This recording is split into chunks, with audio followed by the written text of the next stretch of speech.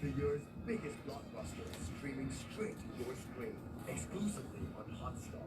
Sign up at a special price of $44.99. Now we have three. Yeah, there are three of them.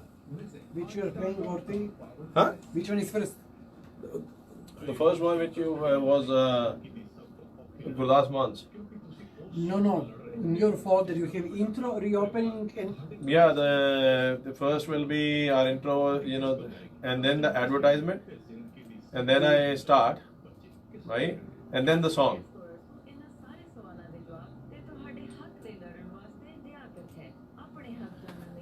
Same sequence. you have one more, reopening. Huh?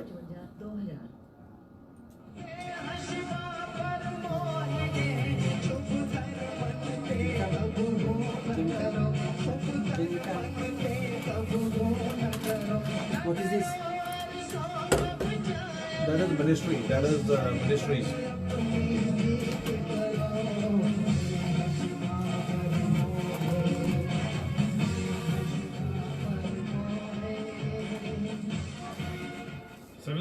ਦੇ ਸਾਰੇ ਹੀ ਸੁਣਨ ਵਾਲਿਆਂ ਨੂੰ ਮੇਰੇ ਵੱਲੋਂ ਸਤਿ ਸ਼੍ਰੀ ਅਕਾਲ, ਨਮਸਕਾਰ ਤੇ ਆਦਾਬ। ਮੈਂ ਹਾਂ ਤੁਹਾਡਾ ਨਵਾਂ ਦੋਸਤ ਤੇ ਨਵਾਂ ਹੋਸਟ ਰੁਪਿੰਦਰ ਹੇਰ। ਰੇਡੀਓ ਪ੍ਰੋਗਰਾਮ ਜ਼ਿੰਦਾਬਾਦ ਲੈ ਕੇ ਹਾਜ਼ਰ ਹਾਂ ਹਰ ਸੰਡੇ ਨੂੰ ਦੁਪਹਿਰੇ 1 ਤੋਂ 2। ਇਸ ਪ੍ਰੋਗਰਾਮ ਵਿੱਚ ਗੱਲਾਂ ਹੋਣਗੀਆਂ ਤੁਹਾਡੀਆਂ, ਤੁਹਾਡੇ ਨਾਲ ਤੇ ਤੁਹਾਡੇ ਵਿਚਾਰ, ਕਮਿਊਨਿਟੀ ਦੀਆਂ ਗੱਲਾਂ, ਕਮਿਊਨਿਟੀ ਦੇ ਇਸ਼ੂਜ਼, ਤੁਹਾਡੇ ਇਸ਼ੂਜ਼, ਰੋਜ਼ ਦੇ ਇਸ਼ੂ, ਜ਼ਿੰਦਾ ਦਿਲੀ ਦੀਆਂ ਗੱਲਾਂ ਮੈਂ ਹਰ ਸੰਡੇ 1 ਤੋਂ 2 ਲੈ ਕੇ ਆਵਾਂਗਾ। ਰੇਡੀਓ ਜ਼ਿੰਦਾਬਾਦ।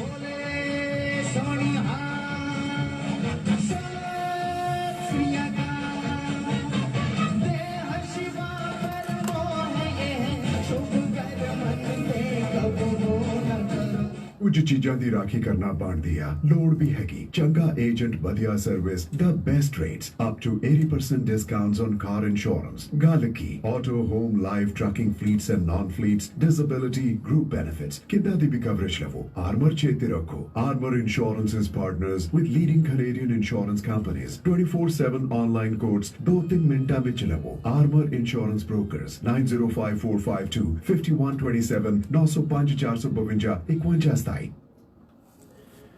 ਰੇਡੀਓ ਜ਼ਿੰਦਾਬਾਦ ਦੇ ਸਾਰੇ ਹੀ ਸੁਣਨ ਵਾਲਿਆਂ ਨੂੰ ਤੁਹਾਡੇ ਹੋਸਟ ਤੇ ਦੋਸਤ ਰੁਪਿੰਦਰ ਹੇਰ ਵੱਲੋਂ ਬਹੁਤ ਨਿੱਘਾ ਜੀ ਆਇਆਂ। ਹਰ ਐਤਵਾਰ ਦੀ ਤਰ੍ਹਾਂ ਮੈਂ ਅੱਜ ਫੇਰ ਕਮਿਊਨਿਟੀ ਦੇ ਇਸ਼ੂਜ਼, ਕਰੰਟ ਇਸ਼ੂਜ਼, ਜੋ ਐਸੇ ਇਸ਼ੂਜ਼ ਜੋ ਸਾਡੇ ਨਾਲ ਸੰਬੰਧਿਤ ਨੇ, ਇੰਡੋ ਕੈਨੇਡੀਅਨਸ ਦੇ ਨਾਲ, ਕੈਨੇਡੀਅਨਸ ਦੇ ਨਾਲ, ਤੇ ਕੁਝ ਇਸ਼ੂਜ਼ ਐਸੇ ਵੀ ਹੈ ਜੋ ਸਾਡੀ ਕਮਿਊਨਿਟੀ ਦੇ ਨਾਲ ਕੰਸਰਨ ਹੁੰਦੇ ਆ, ਇਨਕਲੂਡਿੰਗ ਪੰਜਾਬ ਜਿੱਥੋਂ ਅਸੀਂ ਆਏ ਹਾਂ। ਸੋ ਅੱਜ ਤੁਹਾਡੇ ਨਾਲ ਗੱਲਬਾਤ ਹੋਏਗੀ ਕਿ ਕੀ 2020 ਇਸ ਸਾਲ ਕੈਨੇਡਾ ਇਲੈਕਸ਼ਨ ਲਈ ਜਾਏਗਾ। ਇਸ ਮੁੱਦੇ ਉੱਤੇ ਗੱਲਬਾਤ ਕਰਾਂਗੇ। ਇਸ ਮੁੱਦੇ ਉੱਤੇ ਗੱਲਬਾਤ ਹੁੰਦਿਆਂ ਨਾਲ ਬਹੁਤ ਸਾਰੀਆਂ ਹੋਰ ਚੀਜ਼ਾਂ ਦੀ ਵਿਚਾਰ ਕੀਤੀ ਜਾਏਗੀ ਕਿ ਜੇ ਅਗਰ ਇਲੈਕਸ਼ਨ ਇਸ ਸਾਲ ਹੁੰਦੀ ਹੈ ਤੇ ਉਹਦੇ ਕੀ ਹਾਲਾਤ ਹੋਣਗੇ, ਕੀ ਰਿਜ਼ਲਟ ਆ ਸਕਦੇ ਆ, ਔਰ ਅਗਰ ਇਸ ਸਾਲ ਇਲੈਕਸ਼ਨ ਨਹੀਂ ਹੁੰਦੀ ਤੇ ਉਹਦੇ ਕੀ ਨੁਕਸਾਨ ਔਰ ਫਾਇਦੇ ਨੇ, ਕਿਵੇਂ ਪਾਰਟੀਆਂ ਸੋਚ ਰਹੀਆਂ ਹੋਣਗੀਆਂ। ਸੋ ਇਹਦੇ ਬਾਰੇ ਅਸੀਂ ਗੱਲਬਾਤ ਕਰਾਂਗੇ। ਬ੍ਰੇਕ ਤੋਂ ਬਾਅਦ ਅਸੀਂ ਗੱਲਬਾਤ ਕਰਾਂਗੇ 8 ਸਤੰਬਰ ਨੂੰ ਬੱਚਿਆਂ ਨੇ ਬੈਕ ਟੂ ਸਕੂਲ ਜਾਣਾ। ਕਮਿਊਨਿਟੀ ਵਿੱਚ ਇਸ ਮਾਂ-ਬਾਪ ਦੇ ਵਿੱਚ ਇਸ ਚੀਜ਼ ਦੀ ਬਹੁਤ ਵੱਡੀ ਜਿਹੜੀ ਆ ਇਸ ਵੀਕਐਂਡ ਉੱਤੇ ਡਿਸਕਸ਼ਨ ਚੱਲ ਰਹੀ ਹੈ। ਇਸ ਚੀਜ਼ ਦੇ ਉੱਤੇ ਗੌਰ ਹੋ ਰਿਹਾ ਹੈ ਕਿ ਕੀ ਬੱਚਿਆਂ ਨੂੰ ਸਕੂਲ ਭੇਜਿਆ ਜਾਏ, ਜੇ ਸਕੂਲ ਭੇਜਦੇ ਆ ਤੇ ਉਹਦਾ ਕੀ ਇਸ਼ੂ ਹੋਏਗਾ, ਔਰ ਖਾਸ ਤੌਰ ਤੇ ਜੋ ਕਿਊਬੈਕ ਦੇ ਵਿੱਚ ਬੈਕ ਟੂ ਸਕੂਲ ਦਾ ਐਕਸਪੀਰੀਅੰਸ ਰਿਹਾ ਉਹ ਕੀ ਰਿਹਾ, ਉਹ ਤੁਹਾਡੇ ਨਾਲ ਸਾਂਝਾ ਕੀਤਾ ਜਾਏਗਾ। ਤੁਹਾਡੇ ਨਾਲ ਇਹ ਵੀ ਗੱਲ ਸਾਂਝੀ ਕੀਤੀ ਜਾਏਗੀ ਕਿ ਓਨਟਾਰੀਓ ਦੇ ਵਿੱਚ ਅੱਜ ਕੋਵਿਡ-19 ਕਿੱਧਰ ਨੂੰ ਜਾ ਰਹੀ ਹੈ, ਕੀ ਕੋਵਿਡ-19 ਦੇ ਅੱਜ ਦੇ ਹਾਲਾਤ ਦੇ ਵਿੱਚ ਬੈਕ ਟੂ ਸਕੂਲ ਇੱਕ ਸਹੀ ਡਿਸੀਜ਼ਨ ਹੈ, ਮਾਂ-ਬਾਪ ਦਾ ਇਹਦੇ ਵਿੱਚ ਕੀ ਰੋਲ ਹੈ, ਕੀ ਚਿੰਤਾ ਨੇ। ਅਸੀਂ ਤੁਹਾਡੇ ਨਾਲ ਗੱਲ ਕਰਾਂਗੇ ਕੈਨੇਡਾ ਦੀ 2020 ਕੀ ਕੈਨੇਡਾ ਇਸ ਸਾਲ ਇਲੈਕਸ਼ਨ ਵਾਸਤੇ ਜਾ ਸਕਦਾ ਹੈ, ਕਿ ਜੇ ਨਹੀਂ ਜਾ ਸਕਦਾ ਤੇ ਕਿਉਂ ਨਹੀਂ ਜਾ ਸਕਦਾ। ਮਗਰ ਇੱਕ ਗਾਣੇ ਦੇ ਬਾਅਦ ਜੁੜਦੇ ਰਹੋ। ਸਟੂਡੀਓ ਦਾ ਨੰਬਰ ਹੈ 416 620 1778। ਤੁਸੀਂ ਕਾਲ ਕਰਕੇ ਸਾਡੇ ਨਾਲ ਆਪਣੇ ਵਿਚਾਰ ਦੇ ਸਕਦੇ ਹੋ। 4166201778। ਫੇਸਬੁੱਕ ਤੇ ਲਾਈਵ ਜੁੜ ਸਕਦੇ ਹੋ ਦੁਨੀਆ ਦੇ ਕਿਸੇ ਵੀ ਕੋਨੇ 'ਚ। ਜੇ ਤੁਸੀਂ ਇਹ ਪ੍ਰੋਗਰਾਮ ਵੇਖਣਾ ਹੈ ਤੇ www.radiozindabad.com www.radiozindabad.com ਦੇ ਜਾ ਕੇ ਤੁਸੀਂ ਇਹ ਪ੍ਰੋਗਰਾਮ ਲਾਈਵ ਵੇਖ ਸਕਦੇ ਹੋ। ਤੁਹਾਡੇ ਨਾਲ ਜੁੜਦੇ ਹਾਂ ਇੱਕ ਖੂਬਸੂਰਤ ਗਾਣੇ ਦੇ ਬਾਅਦ। ਸਟੂਡੀਓ ਦਾ ਨੰਬਰ 416 620 1778। ਕਦੇ ਗੁਰੂਆਂ ਦੇ ਕਦੇ ਪੀਰਾਂ ਦੇ ਕਦੇ ਸਿੱਧਾਂ ਦੇ ਕਦੇ ਨਾਥਾਂ ਦੇ ਕਦੇ ਜੱਦੀਆਂ ਦੇ ਕਦੇ ਸੱਦੀਆਂ ਦੇ ਕਦੇ ਕੀਤੇ ਦਾਣੀਆਂ ਨਾਥਾਂ ਦੇ ਇੱਕ ਥਾਂ ਤੇਰਾ ਯਕੀਨ ਨਾ ਬਣਿਆ ਨਾ ਉੱਥੇ ਨਾ ਇੱਥੇ ਫਿਰ ਕਹਿੰਦਾ ਮੈਨੂੰ ਕੁਛ ਨਹੀਂ ਮਿਲਿਆ ਐਵੇਂ ਮੱਥੇ ਟੇਕੇ ਮੱਥਾ ਟੇਕਣਾ ਨਾ ਆਵੇ ਤੇ ਫਕੀਰ ਕੀ ਕਰੇ ਮੱਥਾ ਟੇਕਣਾ ਨਾ ਆਵੇ ਤੇ ਫਕੀਰ ਕੀ ਕਰੇ ਤੈਨੂੰ ਮੰਗਣਾ ਨਾ ਆਵੇ ਤੈਨੂੰ ਮੰਗਣਾ ਨਾ ਆਵੇ ਗੁਰੂ ਪੀਰ ਕੀ ਕਰੇ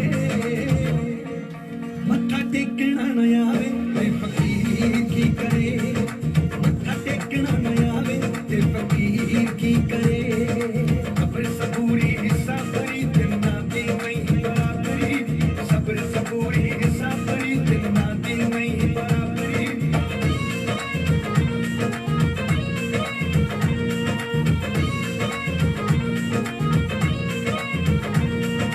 ਮੱਥਾ ਟੇਕਦਾ ਕਿ ਰੱਬ ਤੇ ਅਹਿਸਾਨ ਕਰਦੇ ਮੱਥਾ ਟੇਕਦਾ ਕਿ ਰੱਬ ਤੇ ਅਹਿਸਾਨ ਕਰਦੇ ਸਾਰੀ ਦੁਨੀਆ ਦੇ ਦਾਨੀ ਨੂੰ ਕੀ ਦਾਨ ਕਰਦੇ ਸਾਰੀ ਦੁਨੀਆ ਦੇ ਦਾਨੀ ਨੂੰ ਕੀ ਦਾਨ ਕਰਦੇ ਨਾ ਸਲੀਕਾ ਨਾ ਕੋਈ ਕਹਿੰਦਾ ਦਾਨ ਦੇਣ ਦਾ ਕੀ ਫਾਇਦਾ ਨਾ ਸਲੀਕਾ ਨਾ ਕੋਈ ਕਹਿੰਦਾ ਦਾਨ ਦੇਣ ਦਾ ਕੀ ਫਾਇਦਾ ਜੇ ਹੰਕਾਰ ਹੋਇਆ ਪੈਦਾ ਸਖੀ ਵੀ ਕੀ ਕਰੇ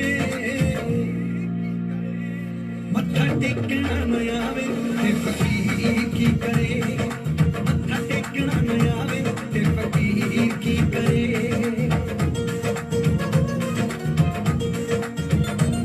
ਜਿੱਥੇ ਮਿਹਨਤਾਂ ਨੇ ਰੰਗਤਾਂ ਵੀ ਉੱਥੇ ਰਹਿੰਦੀਆਂ ਬਿੱਲ ਬੈਠੀਆਂ ਵੀ ਐਵੇਂ ਪੂਰੀਆਂ ਦੀ ਪੈਂਦੀਆਂ ਜਿੱਥੇ ਮਿਹਨਤਾਂ ਨੇ ਰੰਗਤਾਂ ਵੀ ਉੱਥੇ ਰਹਿੰਦੀਆਂ ਬਿੱਲ ਬੈਠੀਆਂ ਵੀ ਐਵੇਂ ਪੂਰੀਆਂ ਦੀ ਪੈਂਦੀਆਂ बड़े ज्योतिषी बुलाए राहु केतु भी दिखाए बड़े ज्योतिषी बुलाए राहु केतु भी दिखाए जे हाथ पैर न चलाए तकदीर की करे तैनू मंगना न आवे गुरु पीर की करे तैनू मंगना न आवे गुरु पीर की करे कितना करेगा तरक्की तैनू रोग लगे छत्ती ਉੱਤੋਂ ਨਸ਼ਿਆਂ ਦੀ ਫੱਕੀ ਤੇ ਸ਼ਰੀਰ ਕੀ ਕਰੇ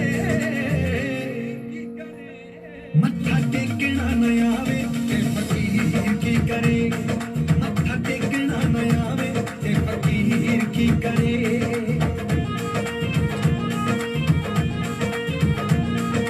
ਕਰੇ ਸੁਣੀਆਂ ਸੁਣਾਈਆਂ ਗੁਰੂ ਜਾਣੇ ਤੋਂ ਬਿਨਾ ਮੇਰੇ ਬੜੀਆਂ ਨਿਸ਼ਾਨ ਜੀ ਨਿਸ਼ਾਨੇ ਤੋਂ ਬਿਨਾ ਮੇਰੇ ਬੜੀਆਂ ਨਿਸ਼ਾਨ ਜੀ ਨਿਸ਼ਾਨੇ ਤੋਂ ਬਿਨਾ ਗੱਲ ਸੁਣ ਲੈ ਜਵਾਨਾ ਚੱਕੀ ਫਿਰਦਾ ਕਮਾਨਾ ਅੱਖ ਨੀਚ ਕੇ ਨਿਸ਼ਾਨਾ ਤੈਨੂੰ ਬਿਗੜਨਾ ਨਾ ਆਵੇ ਤੈਨੂੰ ਬਿਗੜਨਾ ਨਾ ਆਵੇ ਤਸਵੀਰ ਕੀ ਕਰੇ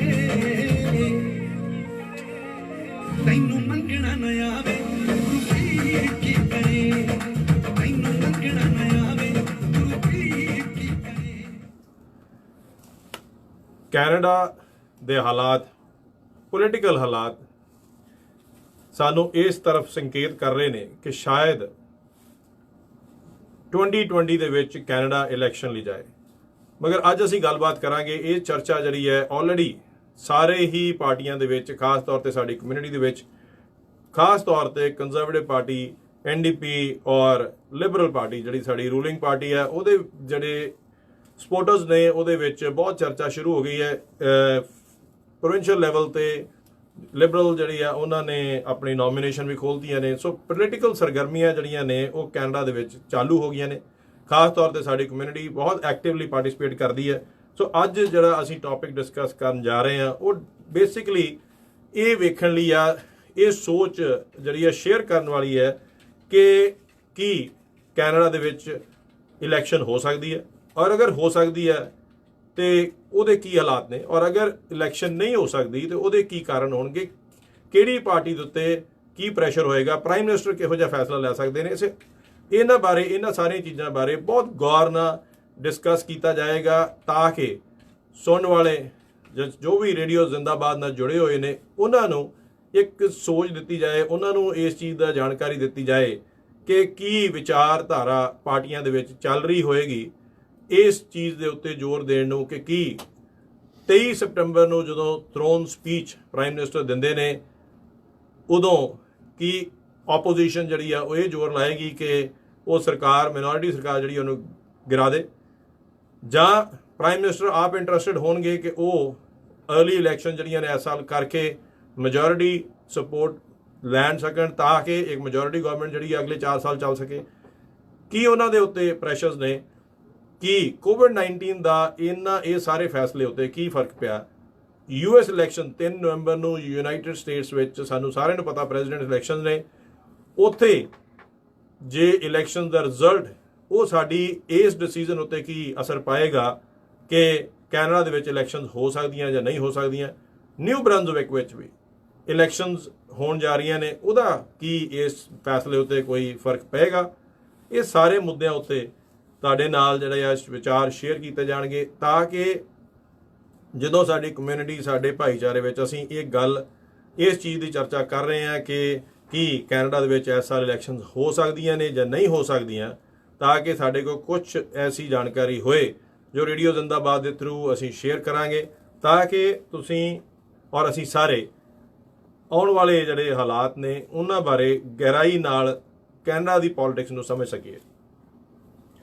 ਜਿੱਥੋਂ ਤੱਕ ਗੱਲ ਕੀਤੀ ਜਾਏ ਇਲੈਕਸ਼ਨ ਦੇ ਵਿੱਚ ਸਭ ਤੋਂ ਵੱਡੀ ਜਿਹੜਾ ਇੱਕ ਫੈਕਟਰ ਜਿਹੜਾ ਇਹ ਚੀਜ਼ ਦੀ ਜਿੱਥੋਂ ਤੱਕ ਉਹਦੀ ਬਹੁਤ ਮਾਨਤਾ ਆ ਉਹ ਹੈਗੇ ਆ ਫੰਡਸ। ਅਸੀਂ ਇਹ ਗੱਲ ਕਰਨ ਦੀ ਕੋਸ਼ਿਸ਼ ਕਰਦੇ ਹਾਂ ਕਿ ਕਿਹੜੀਆਂ ਪਾਰਟੀਆਂ ਜਿਹੜੀਆਂ ਨੇ ਉਹਨਾਂ ਕੋਲ ਇਲੈਕਸ਼ਨ ਲੜਨ ਵਾਸਤੇ ਫੰਡਸ ਹੈ। ਸਾਨੂੰ ਸਾਰਿਆਂ ਨੂੰ ਇਹ ਚੀਜ਼ ਦੀ ਜਾਣਕਾਰੀ ਹੈ ਕਿ NDP ਜਿਹੜੀ ਆ ਜਗਮੀਤ ਸਿੰਘ ਦੇ ਨੇਤਰਤਵ ਥੱਲੇ ਉਹਨਾਂ ਦੀ ਲੀਡਰਸ਼ਿਪ ਥੱਲੇ ਫੰਡਸ ਇਕੱਠੇ ਕਰਨ ਵਾਸਤੇ ਉਹ ਸਟਰਗਲ ਕਰ ਰਹੀ ਹੈ।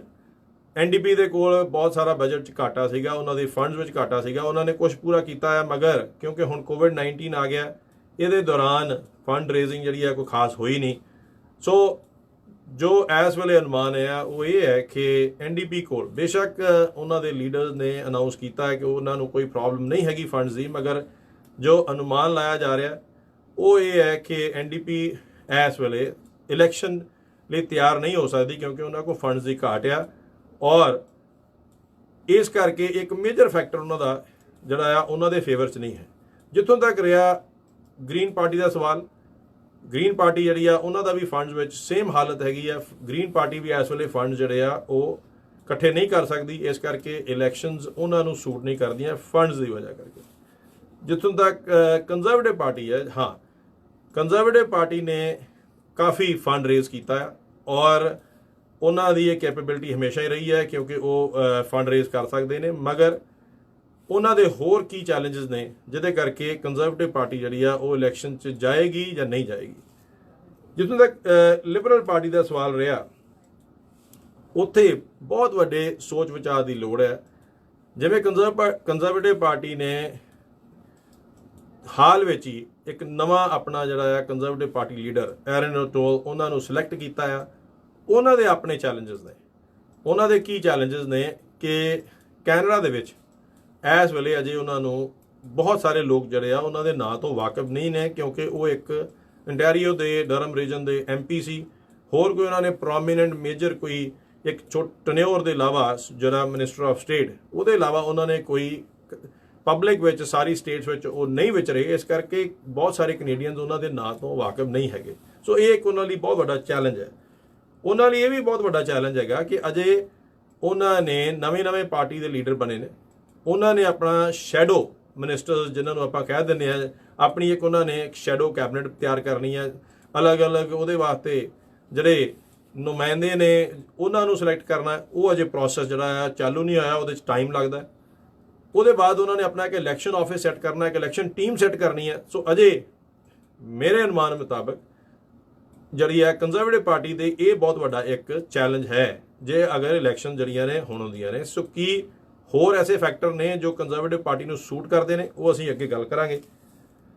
ਦੂਸਰਾ ਸਭ ਤੋਂ ਵੱਡੀ ਚੀਜ਼ ਜਿਹੜੀ ਆ ਇਸ ਵੇਲੇ ਜੇ ਗੌਰ ਨਾਲ ਵੇਖਿਆ ਜਾਏ ਤੇ ਗ੍ਰੀਨ ਪਾਰਟੀ ਜਿਹੜੀ ਆ ਉਹ ਆਪ ਇੱਕ ਲੀਡਰਸ਼ਿਪ ਰੇਸ ਜਿਹੜੀ ਆ ਉਹਨਾਂ ਦੇ ਵੀ ਲੀਡਰਸ ਦੀ ਸਿਲੈਕਸ਼ਨ ਹੋਣੀ ਆ, ਉਹਨਾਂ ਦੀ ਲੀਡਰਸ਼ਿਪ ਰੇਸ ਜਿਹੜੀ ਆ ਉਹ ਆਪ ਚੱਲ ਰਹੀ ਹੈ ਔਰ ਅਕਤੂਬਰ 3 ਨੂੰ ਉਹਨਾਂ ਦੀ ਉਹ ਲੀਡਰਸ਼ਿਪ ਰੇਸ ਜਿਹੜੀ ਆ ਉਹ ਖਤਮ ਹੋਏਗੀ। ਸੋ ਗ੍ਰੀਨ ਪਾਰਟੀ ਜਿਹੜੀ ਆ ਉਹ ਐਸ ਸੱਚ ਇੱਕ ਲੀਡਰਲੈਸ ਪਾਰਟੀ ਇਸ ਵੇਲੇ ਚੱਲ ਰਹੀ ਆ ਔਰ ਉਹਨਾਂ ਨੂੰ ਇੱਕ ਲੀਡਰ ਚਾਹੀਦਾ। ਉਹਨਾਂ ਦੇ ਵੀ ਸਿਮਿਲਰ ਚੈਲੰਜਸ ਹੋਣਗੇ ਜਦੋਂ ਕਿ ਲੀਡਰ ਉਹਨਾਂ ਨੂੰ ਮਿਲ ਜਾਏਗਾ। ਉਹਦੇ ਬਾਅਦ ਉਹਨਾਂ ਨੇ ਬਹੁਤ ਸਾਰੇ ਹੋਰ ਜਿਹੜੇ ਸਟੈਪਸ ਇਲੈਕਸ਼ਨ ਵਾਸਤੇ ਉਹਨਾਂ ਨੂੰ ਜ਼ਰੂਰੀ ਨੇ ਉਹ ਉਹਨਾਂ ਜੇ ਕਰਨੇ ਆ। ਉਹਦੇ ਦੌਰਾਨ ਜੇ ਤੁਸੀਂ ਗੌਰ ਨਾਲ ਵੇਖੋ ਤੇ ਬਲਾਕ ਕਿਊਬੈਕ ਇੱਕ ਐਸੀ ਪਾਰਟੀ ਹੈ ਜਿਹੜੀ ਕਿ ਫਰਸਟਲੀ ਲੋਕਲ ਪਾਰਟੀ ਹੈ ਕਿਊਬੈਕ ਦੀ, ਉਹ ਨੈਸ਼ਨਲ ਪਾਰਟੀ ਨਹੀਂ, ਮਗਰ ਇੱਕ ਸਟਰੋਂਗ ਪਾਰਟੀ ਦੇ ਤੌਰ ਤੇ ਇੱਕ ਉਹਨਾਂ ਦੇ ਉਹਨਾਂ ਦੇ ਜਿਹੜੇ ਐਮਪੀਜ਼ ਨੇ ਉਹ ਇੰਨੇ ਹੈ ਕਿ ਉਹ ਸਰਕਾਰ ਦੇ ਡਿਸੀਜਨ ਦੇ ਉੱਤੇ ਇੰਪੈਕਟ ਕਰ ਸਕਦੇ ਨੇ। ਮਗਰ ਕੀ ਉਹ ਇਲੈਕਸ਼ਨ ਵਾਸਤੇ ਉਹ ਤਿਆਰ ਨੇ? ਬੇਸ਼ੱਕ ਉਹਨਾਂ ਦੇ ਲੀਡਰਸ ਦਾ, ਬਲਾਕ ਕਿਊਬੈਕ ਦੇ ਲੀਡਰ ਦਾ ਬਿਆਨ ਆਇਆ ਕਿ ਅਸੀਂ ਸਰਕਾਰ ਨੂੰ ਸੁੱਟ ਦਾਂਗੇ, ਅਸੀਂ ਸਰਕਾਰ ਦੀ ਸਪੋਰਟ ਨਹੀਂ ਕਰਨੀ। ਮਗਰ ਜੇ ਤੁਸੀਂ ਹਾਲ ਦੇ ਵਿੱਚ ਉਹਨਾਂ ਦੇ ਜਿਹੜੇ ਕੁਝ 2-3 ਹਫ਼ਤੇ ਤੋਂ ਜੋ ਉਹਨਾਂ ਬਿਆਨ ਦਿੱਤੇ ਸੀਗੇ, ਉਹਨਾਂ ਦੇ ਉਹਦੀ ਜਿਹੜੀ ਲੈਂਗੁਏਜ ਆ, ਉਹਦਾ ਜਿਹੜਾ ਟੋਨ ਹੈ ਉਹ ਬਦਲਦੀ ਨਜ਼ਰ ਆ ਰਹੀ ਹੈ। ਔਰ ਉਹਦੇ ਵਿੱਚ ਉਹਨਾਂ ਨੇ ਇਸ ਚੀਜ਼ 'ਤੇ ਜ਼ਿਆਦਾ ਜ਼ੋਰ ਦਿੱਤਾ ਕਿ ਸਾਡੇ ਜਿਹੜੇ ਵੀ ਰਿਸਪੌਂਸਿਬਲ ਲੋਕ ਨੇ, ਜਿਹੜੇ ਵੀ ਰਿਸਪੌਂਸਿਬਲ ਮਿਨਿਸਟਰਸ ਨੇ, ਉਹ ਰਿਜ਼ਾਈਨ ਕਰਨ ਜੋ ਕਿ ਵੀ ਚੈਰਿਟੀ ਨਾਲ ਸੰਬੰਧਿਤ ਸੀਗੇ। ਹੁਣ ਵੀ ਚੈਰਿਟੀ ਜਿਹੜੀ ਆ ਉਹ ਇਸ ਫੈਕਟਰ ਵਿੱਚ ਬਹੁਤ ਮੇਜਰ ਰੋਲ ਅਦਾ ਕਰ ਰਹੀ ਹੈ। ਉਹਦੇ ਨਾਲ ਸਾਨੂੰ ਸਾਰਿਆਂ ਨੂੰ ਪਤਾ ਕਿ ਫਾਈਨੈਂਸ ਮਿਨਿਸਟਰ ਜਿਹੜੇ ਆ ਲਿਬਰਲ ਪਾਰਟੀ ਦੇ ਬਿਲ ਮੋਨਰੋ ਜੀ, ਉਹਨਾਂ ਨੂੰ ਰਿਜ਼ਾਈਨ ਕਰਨਾ ਪਿਆ। ਸੋ ਜੋ ਬਲਾਕ ਕਿਊਬੈਕ ਦੀ ਮੰਗ ਸੀਗੀ ਉਹ ਬੇਸਿਕਲੀ ਪੂਰੀ ਹੋ ਚੁੱਕੀ ਹੈ। ਸੋ ਕੀ ਹੁਣ ਬਲਾਕ ਕਿਊਬੈਕ ਇਹਦੇ ਤੋਂ ਜ਼ਿਆਦਾ ਅੱਗੇ ਜਾਣ ਦੀ ਕੋਸ਼ਿਸ਼ ਕਰਨਗੇ? ਸਾਡਾ ਅਨੁਮਾਨ ਇਹ ਹੈ ਕਿ ਉਹ ਇਸ ਵੇਲੇ ਨਹੀਂ ਕੋਸ਼ਿਸ਼ ਕਰਨਗੇ ਕਿ ਉਹ ਇਲੈਕਸ਼ਨ ਜਿਹੜੀ ਆ ਉਹਨਾਂ ਨੂੰ ਇਸ ਵੇਲੇ ਅਰਲੀ ਇਲੈਕਸ਼ਨ ਕਰਵਾਉਣ, ਕਿਉਂਕਿ ਹੁਣ ਉਹਨਾਂ ਕੋਲ ਕੋਈ ਫਰੈਸ਼ ਮੁੱਦਾ ਨਹੀਂ ਹੈ ਅਦਰ ਦੈਨ ਵੀ ਚੈਰਿਟੀ। ਔਰ ਵੀ ਚੈਰਿਟੀ ਦੇ ਬਾਰੇ ਕਮੇਟੀ ਦੀ ਰਿਪੋਰਟ ਜਿਹੜੀ ਆਉਣੀ ਆ ਉਹ ਅਜੇ ਉਹਦੇ 'ਚ ਦੇਰੀ ਹੈ। ਇਸ ਕਰਕੇ ਜਿੱਥੋਂ ਤੱਕ ਜੇ ਅਸੀਂ ਇਸ ਵੇਲੇ ਹਾਲਾਤ ਵੇਖੀਏ ਤੇ ਈਵਨ ਗ੍ਰੀਨ ਪਾਰਟੀ ਜਿਹੜੀ ਆ ਉਹ ਵੀ ਇਸ ਚੀਜ਼ ਦੀ ਫੇਵਰ ਸ਼ਾਇਦ ਨਾ ਕਰੇ ਕਿ ਕੈਨੇਡਾ ਦੇ ਵਿੱਚ ਜਿਹੜੀ ਆ ਇਲੈਕਸ਼ਨ ਜਿਹੜੀਆਂ ਇਸ ਸਾਲ ਹੋਣ। ਹੁਣ ਜੇ ਅਸੀਂ ਗੱਲ ਕਰਦੇ ਹਾਂ ਲਿਬਰਲ ਪਾਰਟੀ ਦੀ, ਇਹ ਵੇਖਦੇ ਹਾਂ ਕਿ ਲਿਬਰਲ ਪਾਰਟੀ ਦੀ ਇਸ ਵੇਲੇ ਕੀ ਉਹਨਾਂ ਦੀ ਜਿਹੜੀ ਸੋਚ ਵਿਚਾਰ ਹੈ, ਇਨਕਲੂਡਿੰਗ ਪ੍ਰਾਈਮ ਮਿਨਿਸਟਰ, ਕੀ ਉਹ ਸੋਚ ਰਹੇ ਹੋਣਗੇ ਕਿ ਕੀ ਉਹਨਾਂ ਨੂੰ ਇਲੈਕਸ਼ਨਸ 2020 ਵਿੱਚ ਕਰਾਉਣ ਦੀ ਲੋੜ ਹੈ। ਜੇ ਵੇਖਿਆ ਜਾਏ ਇਸ ਵੇਲੇ ਜਿਹੜੀ ਲਿਬਰਲ ਪਾਰਟੀ ਆ ਉਹਦੇ ਬਹੁਤ ਵੱਡੇ ਚੈਲੰਜਸ ਨੇ, ਔਰ ਸਭ ਤੋਂ ਵੱਡਾ ਚੈਲੰਜ ਇਸ ਵੇਲੇ ਜਿਹੜਾ ਉਹਨਾਂ ਦੇ ਆ ਉਹ 2 ਮੇਜਰ ਚੈਲੰਜਸ ਨੇ। ਇੱਕ ਤਾਂ ਵੀ ਚੈਰਿਟੀ ਜਿਹੜੀ ਆ ਉਹਦਾ ਸਕੈਂਡਲ ਜਿਹੜਾ ਜੋ ਵੀ ਉਹਦਾ ਇਸ ਵੇਲੇ ਇਨਵੈਸਟੀਗੇਸ਼ਨ ਚੱਲ ਰਹੀ ਨੇ ਕਮੇਟੀਜ਼ ਦੇ ਵਿੱਚ, ਜੋ ਉਹਨਾਂ ਦੀ ਰਿਪੋਰਟ ਆਉਣੀ ਹੈ ਐਥਿਕ ਕਮਿਸ਼ਨਰ ਦੀ, ਉਹ ਅਜੇ ਆਉਣ ਵਾਲੀ ਹੈ, ਕਿਸੇ ਵੀ ਟਾਈਮ ਆ ਸਕਦੀ ਹੈ।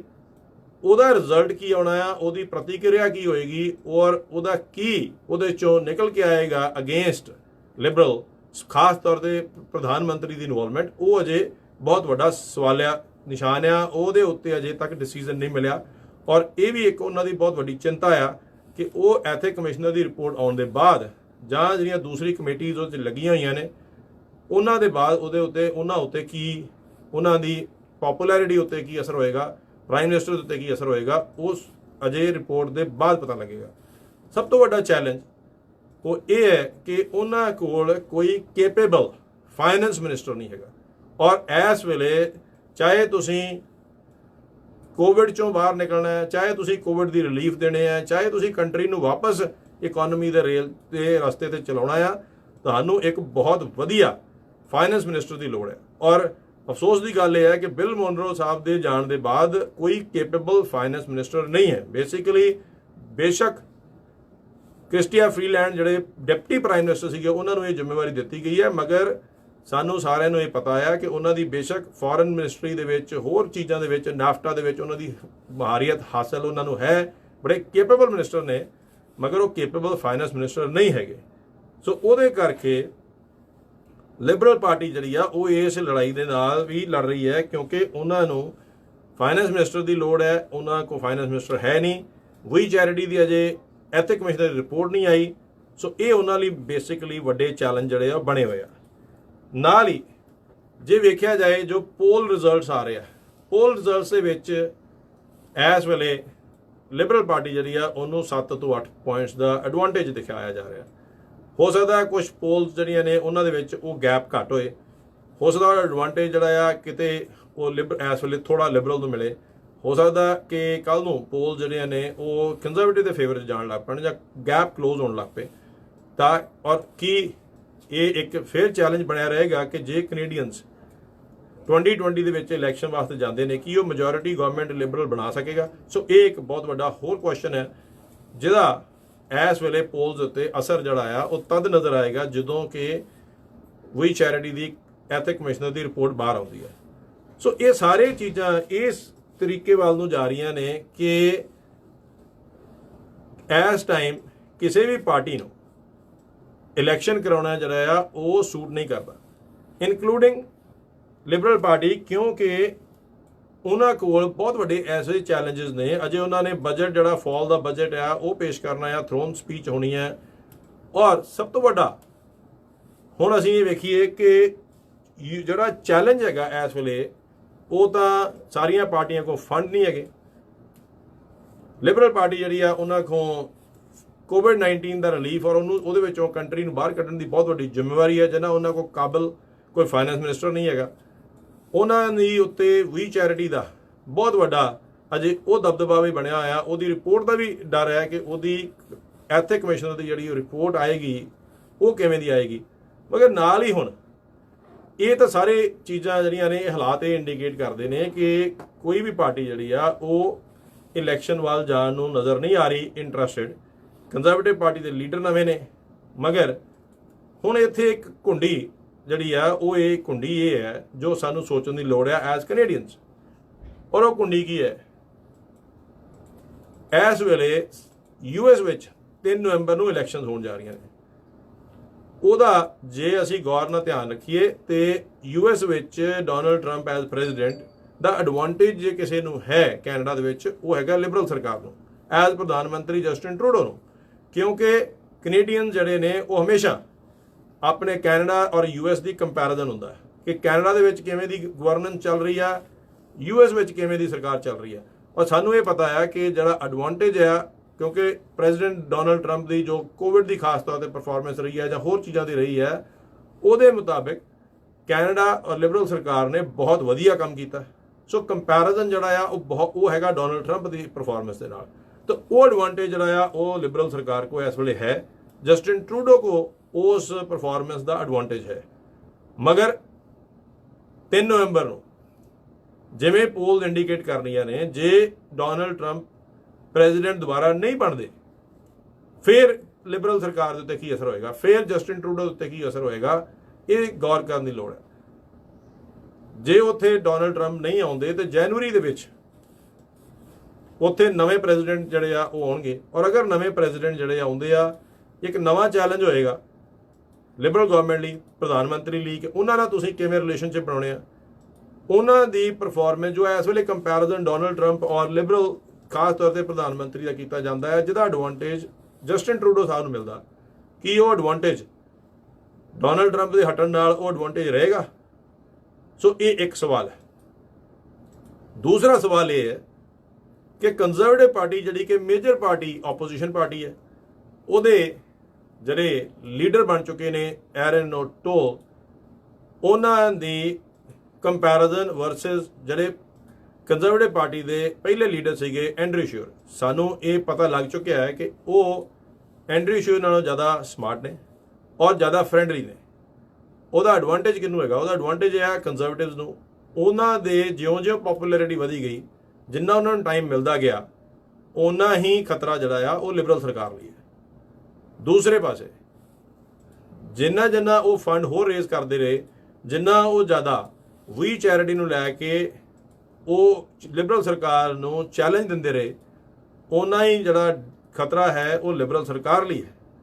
ਸੋ ਕੀ ਲਿਬਰਲ ਸਰਕਾਰ ਜਿਹੜੀ ਹੈ, ਪ੍ਰਧਾਨ ਮੰਤਰੀ ਜਸਟਿਨ ਟਰੂਡੋ, ਕੀ ਇਹ ਚਾਹਣਗੇ ਕਿ ਉਹ ਐਰਨ ਓਟੋਲ ਕੰਜ਼ਰਵੇਟਿਵ ਪਾਰਟੀ ਦੇ ਲੀਡਰ ਜਿਹੜੇ ਆ ਉਹਨਾਂ ਨੂੰ ਉਹਨਾਂ ਟਾਈਮ ਦੇਣ? ਉਹਦਾ ਕੀ ਫਾਇਦਾ, ਉਹਨਾਂ ਨੂੰ ਕੀ ਉਹਦਾ ਨੁਕਸਾਨ ਹੋ ਸਕਦਾ? ਸੋ ਉਹ ਵੀ ਉਹਨਾਂ ਨੇ ਕੈਲਕੂਲੇਟ ਕਰਨਾ ਹੈ। ਨਾ ਤੀਸਰੀ ਚੀਜ਼ ਜਿਹੜੀ ਇੱਕ ਹੋਰ ਕੁੰਡੀ ਹੈ ਜਿਹੜੀ ਕਿ ਉਹ ਇਹ ਹੈਗੀ ਹੈ ਕਿ ਇਸ ਵੇਲੇ ਅਲਬਰਟਾ ਦੇ ਵਿੱਚ ਸਾਨੂੰ ਇਹ ਪਤਾ ਆ ਕਿ ਜੇਸਨ ਕੇਨੀ ਉੱਥੋਂ ਦੇ ਪ੍ਰੀਮੀਅਰ ਨੇ ਔਰ ਉਹਨਾਂ ਦੀ ਕਿਉਂਕਿ ਕਿਵੇਂ ਦੀ ਉੱਥੇ ਇਕਨੋਮੀ ਰਹੀ ਹੈ, ਕਿਵੇਂ ਉੱਥੇ ਦੇ ਹਾਲਾਤ ਰਹੇ ਆ, ਉਹਨਾਂ ਦੀ ਪੋਪੂਲੈਰਿਟੀ ਜਿਹੜੀ ਆ ਇਸ ਵੇਲੇ ਅੱਗੇ ਨਾਲੋਂ ਬਹੁਤ ਘੱਟ ਹੈ। ਔਰ ਅਲਬਰਟਾ ਸਰਕਾਰ ਜਿਹੜੀ ਆ, ਅਲਬਰਟਾ ਦੇ ਵਿੱਚ ਕੰਜ਼ਰਵੇਟਿਵ ਪਾਰਟੀ ਜਿਹੜੀ ਆ ਉਹਦੇ ਮੇਜਰ ਸੀਟਸ ਨੇ। ਸੋ ਕੀ ਇਸ ਵੇਲੇ ਜਿਹੜੀ ਉਹਨਾਂ ਦੀ ਪੋਪੂਲੈਰਿਟੀ ਘਟੀ ਹੋਈ ਹੈ, ਉਹਨੂੰ ਲਿਬਰਲ ਸਰਕਾਰ ਐਡਵਾਂਟੇਜ ਲਏਗੀ ਉਹਦਾ, ਜਾਂ ਇਸ ਵੇਲੇ ਉਹ ਐਡਵਾਂਟੇਜ ਜਿਹੜਾ ਜੋ ਉਹਨਾਂ ਨੂੰ ਹੋ ਰਿਹਾ ਹੈ ਜੇਸਨ ਕੈਨੀ ਦੀ ਪੋਪੂਲੈਰਿਟੀ ਘਟਣ ਨਾਲ, ਉਹਦਾ ਉਹ ਫਾਇਦਾ ਲੈਣ ਦੀ ਕੋਸ਼ਿਸ਼ ਕਰਨਗੇ। ਕਿਉਂਕਿ ਅਲਬਰਟਾ ਦੇ ਵਿੱਚ ਮੇਜਰ ਸੀਟਸ ਕੰਜ਼ਰਵੇਟਿਵ ਕੋਲ ਨੇ, ਉਹਦਾ ਐਡਵਾਂਟੇਜ ਵੀ ਲਿਬਰਲ ਸਰਕਾਰ ਲੈ ਸਕਦੀ ਹੈ ਜੇ ਉਹਨਾਂ ਨੇ ਮੈਜੋਰਿਟੀ ਦੀ ਗਵਰਨਮੈਂਟ ਬਣਾਉਣੀ ਹੈ। ਹੁਣ ਲਾਸਟ ਚੀਜ਼ ਜੋ ਲਿਬਰਲ ਸਰਕਾਰ ਜਿਹੜੀ ਆ ਉਹਨੇ ਵੇ ਕਰਨਾ ਹੈ ਕਿ ਕੀ ਅਸੀਂ ਇਲੈਕਸ਼ਨ ਕਰ ਸਕਦੇ ਹਾਂ, ਉਹ ਹੈਗੀ ਆ ਨਿਊ ਬਰੰਜ਼ਵਿਕ ਵਿੱਚ ਇਲੈਕਸ਼ਨਸ ਹੋਣ ਜਾ ਰਹੀਆਂ ਨੇ। ਕੋਵਿਡ-19 ਚੱਲ ਰਿਹਾ ਹੈ ਔਰ ਸਾਨੂੰ ਇਹ ਵੀ ਪਤਾ ਹੈ ਕਿ ਕੋਵਿਡ-19 ਦੇ ਕੇਸਿਸ ਜਿਹੜੇ ਆ ਉਹ ਵੀ ਵੱਧ ਰਹੇ ਨੇ ਵਿੱਚ। ਸਾਨੂੰ ਇਹ ਵੀ ਪਤਾ ਹੈ ਕਿ ਸੈਕੰਡ ਵੇਵ ਜਿਹੜੀ ਆ ਕੋਵਿਡ-19 ਦੀ ਉਹ ਵੀ ਆਉਣ ਵਾਲੀ ਹੈ। ਸੋ ਲਿਬਰਲ ਸਰਕਾਰ ਇਹ ਵੀ ਵੇਖੇਗੀ ਕਿ ਨਿਊ ਬਰੰਜ਼ਵਿਕ ਵਿੱਚ ਜਿੱਥੇ ਕੰਜ਼ਰਵੇਟਿਵ ਸਰਕਾਰ ਹੈ, ਜੇ ਅਗਰ ਉੱਥੇ ਇਲੈਕਸ਼ਨ ਗਵਰਨਮੈਂਟ ਕਰਾਉਂਦੀ ਹੈ ਔਰ ਉਹਦੇ ਨਾਲ ਕੇਸਿਸ ਵਧੇ, ਉਹਦੇ ਨਾਲ ਵੀ ਉੱਥੋਂ ਦੇ ਜਿਹੜੇ ਵੋਟਰ ਨੇ ਉਹ ਦੁਖੀ ਹੋ ਸਕਦੇ ਨੇ। ਸੋ ਕੀ ਉਹ ਜਿਹੜੇ ਕੇਸਿਸ ਨੇ, ਜੇ ਉਹ ਕੇਸ ਵਧੇ, ਸੋ ਉਹ ਵੀ ਇੱਕ ਪ੍ਰੈਸ਼ਰ ਰਹੇਗਾ ਲਿਬਰਲ ਸਰਕਾਰ ਉੱਤੇ ਕਿ ਉਹ ਇਲੈਕਸ਼ਨ ਵੱਲ ਨਾ ਜਾਣ। ਜੇ ਉਹਨਾਂ ਦੇ ਕੇਸਿਸ ਉੱਤੇ ਨਾ ਵਧੇ ਔਰ ਦੂਸਰੇ ਐਸੇ ਪੁਆਇੰਟ ਜਿਹੜੇ ਆ ਉਹਨਾਂ ਦੀ ਫੇਵਰ 'ਚ ਗਏ, ਜੋ ਅਸੀਂ ਅੱਗੇ ਡਿਸਕਸ਼ਨ ਕੀਤੀ ਹੈ, ਤਦ ਚਾਂਸਸ ਬਹੁਤ ਘੱਟ ਨੇ ਕਿ ਲਿਬਰਲ ਸਰਕਾਰ ਪ੍ਰਧਾਨ ਮੰਤਰੀ ਜਿਹੜੇ ਆ ਉਹ ਇਸ ਪਾਸੇ ਜਾਣਗੇ ਕਿ ਜੇ ਉਹ ਇਲੈਕਸ਼ਨ ਕਰਾਉਂਦੇ ਨੇ। ਸੋ ਇਸ ਕਰਕੇ ਇਸ ਵੇਲੇ ਜੋ ਸਿਚੁਏਸ਼ਨ ਬਣੀ ਹੋਈ ਆ ਉਹ ਇੰਨੀ ਈਜ਼ੀ ਨਹੀਂ, ਠੀਕ ਹੈ, ਕਿ ਅਸੀਂ ਜਿੰਨਾ ਸਿੰਪਲੀ ਆਪਣੇ ਘਰ 'ਚ ਬੈਠ ਕੇ ਜਾਂ ਕਿਤੇ ਵੀ ਅਸੀਂ ਬੈਠਦੇ ਹਾਂ, ਉੱਥੇ ਅੱਜ ਦੇ ਦਿਨ 'ਚ ਇੱਕੋ ਹੀ ਡਿਸਕਸ਼ਨ ਹੋ ਰਹੀ ਹੈ ਕਿ ਕੀ ਕੈਨੇਡਾ ਦੇ ਵਿੱਚ ਇਲੈਕਸ਼ਨ ਹੋਣਗੀਆਂ। ਕੁਝ ਲੋਕ ਇਹ ਸੋਚਦੇ ਆ ਕਿ ਕੈਨੇਡਾ ਦੇ ਵਿੱਚ ਇਲੈਕਸ਼ਨ ਹੋਣਗੀਆਂ ਸਤੰਬਰ ਅਕਤੂਬਰ ਦੇ ਵਿੱਚ, ਕੁਝ ਜਿਹੜੇ ਆ ਉਹ ਇਸ ਚੀਜ਼ ਨੂੰ ਸੋਚਦੇ ਆ ਕਿ ਇਲੈਕਸ਼ਨ ਨਹੀਂ ਹੋਣਗੀਆਂ। ਸੋ ਅੱਜ ਰੇਡੀਓ ਜ਼ਿੰਦਾਬਾਦ ਤੋਂ ਤੁਹਾਡੇ ਨਾਲ ਗੱਲਬਾਤ ਕਰਕੇ ਬੇਸਿਕਲੀ ਅਸੀਂ ਇਹ ਗੱਲ ਕਰਨ ਦੀ ਕੋਸ਼ਿਸ਼ ਕਰ ਰਹੇ ਹਾਂ ਕਿ ਅਸੀਂ ਆਪਣੇ ਸੁਣਨ ਵਾਲਿਆਂ ਨੂੰ, ਸਾਰੇ ਆਪਣੇ ਕਮਿਊਨਿਟੀ ਦੇ ਖਾਸ ਤੌਰ ਤੇ ਜਿੱਥੇ ਅਸੀਂ ਬਹੁਤ ਡਿਸਕਸ਼ਨ ਇਹ ਕਰਦੇ ਹਾਂ, ਉਹਨਾਂ ਨੂੰ ਇਸ ਚੀਜ਼ ਤੋਂ ਵਾਕਿਫ ਕਰਾਇਆ ਜਾਏ ਕਿ ਕੀ ਓਵਰਆਲ ਪਿਕਚਰ ਬਣ ਰਹੀ ਹੈ ਪੂਰੇ ਦੇਸ਼ ਦੀ ਕੋਵਿਡ ਕਰਕੇ, ਯੂਐਸ ਕਰਕੇ, ਕਿ ਕੈਨੇਡਾ ਇਲੈਕਸ਼ਨ ਵੱਲ ਜਾਏਗਾ ਜਾਂ ਨਹੀਂ ਜਾਏਗਾ। ਇਹਦਾ ਤੁਸੀਂ ਆਪ ਵਿਚਾਰ ਕਰਨਾ। ਸਾਡਾ ਫਰਜ਼ ਰੇਡੀਓ ਜ਼ਿੰਦਾਬਾਦ ਤੋਂ ਇਹ ਹੈ ਕਿ ਤੁਹਾਡੇ ਨਾਲ ਰੂਬਰੂ ਹੋ ਕੇ ਇਹ ਪੁਆਇੰਟਸ ਜਿਹੜੇ ਆ ਤੁਹਾਡੇ ਨਾਲ ਸ਼ੇਅਰ ਕੀਤੇ ਜਾਣ। ਔਰ ਸਾਡੇ ਨਾਲ ਕਾਲਰ ਵੀ ਜੁੜੇ ਹੋਏ ਨੇ 0234, ਤੁਸੀਂ ਔਨ ਦਾ 에ਅਰ ਹੋ। ਤੁਹਾਡਾ ਰੇਡੀਓ ਜ਼ਿੰਦਾਬਾਦ ਤੇ ਬਹੁਤ ਬਹੁਤ ਸਵਾਗਤ ਹੈ ਜੀ। ਸਤਿ ਸ਼੍ਰੀ ਅਕਾਲ ਜੀ।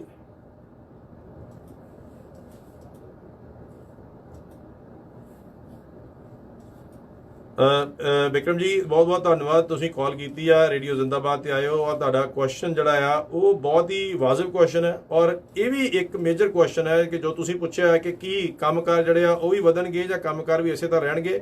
ਜੇ ਤੁਸੀਂ ਇਹ ਪ੍ਰੋਗਰਾਮ ਟਿਊਨ ਕੀਤਾ ਆ ਤਾਂ ਤੁਸੀਂ ਸ਼ਾਇਦ ਇਹ ਜ਼ਰੂਰ ਸੁਣਿਆ ਹੋਵੇਗਾ ਕਿ ਮੈਂ ਇਸ ਚੀਜ਼ ਬਾਰੇ ਗੱਲ ਕੀਤੀ ਸੀ ਕਿ ਕੋਵਿਡ-19 ਦੇ ਜੋ ਉਹਦਾ ਅਸਰ ਹੈ ਉਹਦੇ ਉੱਤੇ ਉਹਦਾ ਬਹੁਤ ਵੱਡਾ ਇੱਕ ਫੈਕਟਰ ਹੈ ਕਿ ਗਵਰਨਮੈਂਟ ਜਿਹੜੀ ਆ ਉਹ ਇਲੈਕਸ਼ਨ ਕਰਵਾ ਸਕਦੀ ਹੈ ਜਾਂ ਨਹੀਂ ਕਰ ਸਕਦੀ, ਕਿਉਂਕਿ ਆਲਰੇਡੀ ਕੰਮਕਾਰ ਜਿਹੜੇ ਆ ਉਹ ਡਾਊਨ ਹੋਏ ਹੋਏ ਆ। ਸਾਡੀ ਇਕਨੋਮੀ ਜਿਹੜੀ ਆ ਉਹ ਵੀਕ ਹੋ ਰੱਖੀ ਹੈ। ਬੜੀ ਮੁਸ਼ਕਿਲ ਨਾਲ ਸਰਕਾਰ ਜਿਹੜੀ ਆ ਫੰਡਸ ਦੇ ਕੇ, ਸਰਕਾਰ ਜਿਹੜੇ ਆ ਤੁਹਾਨੂੰ ਸਰਵ ਦਾ ਰਿਲੀਫ ਦੇ ਕੇ ਜਿਹੜੀ ਇਕਨੋਮੀ ਨੂੰ ਚਲਾ ਰਹੀ ਆ, ਲੋਕ ਤਾਂ ਕਿ ਲੋਕਾਂ ਦੇ ਘਰ ਰੋਟੀ ਪਾਣੀ ਚੱਲਦਾ ਰਹੇ। ਮਗਰ ਜੋ ਕੰਟਰੀ ਨੂੰ ਚਾਹੀਦਾ ਆ ਉਹ ਇਸ ਵੇਲੇ ਲੋੜ ਹੈਗੀ ਆ ਬੜੇ ਵਧੀਆ ਫਾਈਨੈਂਸ ਮਿਨਿਸਟਰ ਦੀ, ਜਿਹਦੀ ਇਸ ਵੇਲੇ ਬਹੁਤ ਵੱਡੀ ਘਾਟ ਆ।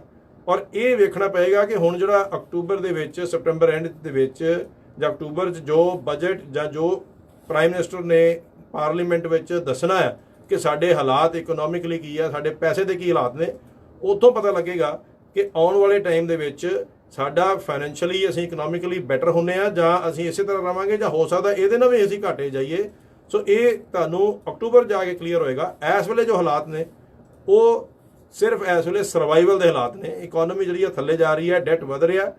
ਸੋ ਇਹ ਸਾਨੂੰ ਸਾਰਿਆਂ ਨੂੰ ਇਹ ਚੈਲੰਜ ਜਿਹੜਾ ਆ ਇਹ ਬੀਅਰ ਕਰਨਾ ਪਏਗਾ। ਤੇ ਤੁਸੀਂ ਕਾਲ ਕੀਤੀ ਹੈ, ਠੀਕ ਹੈ, ਤੇ ਬਹੁਤ ਬਹੁਤ ਤੁਹਾਡਾ ਧੰਨਵਾਦ। ਜੇ ਕੋਈ ਹੋਰ ਤੁਹਾਡਾ ਕੁਐਸਚਨ ਹੋਏ ਤਾਂ ਤੁਸੀਂ ਸਾਨੂੰ ਪੁੱਛ ਸਕਦੇ ਹੋ।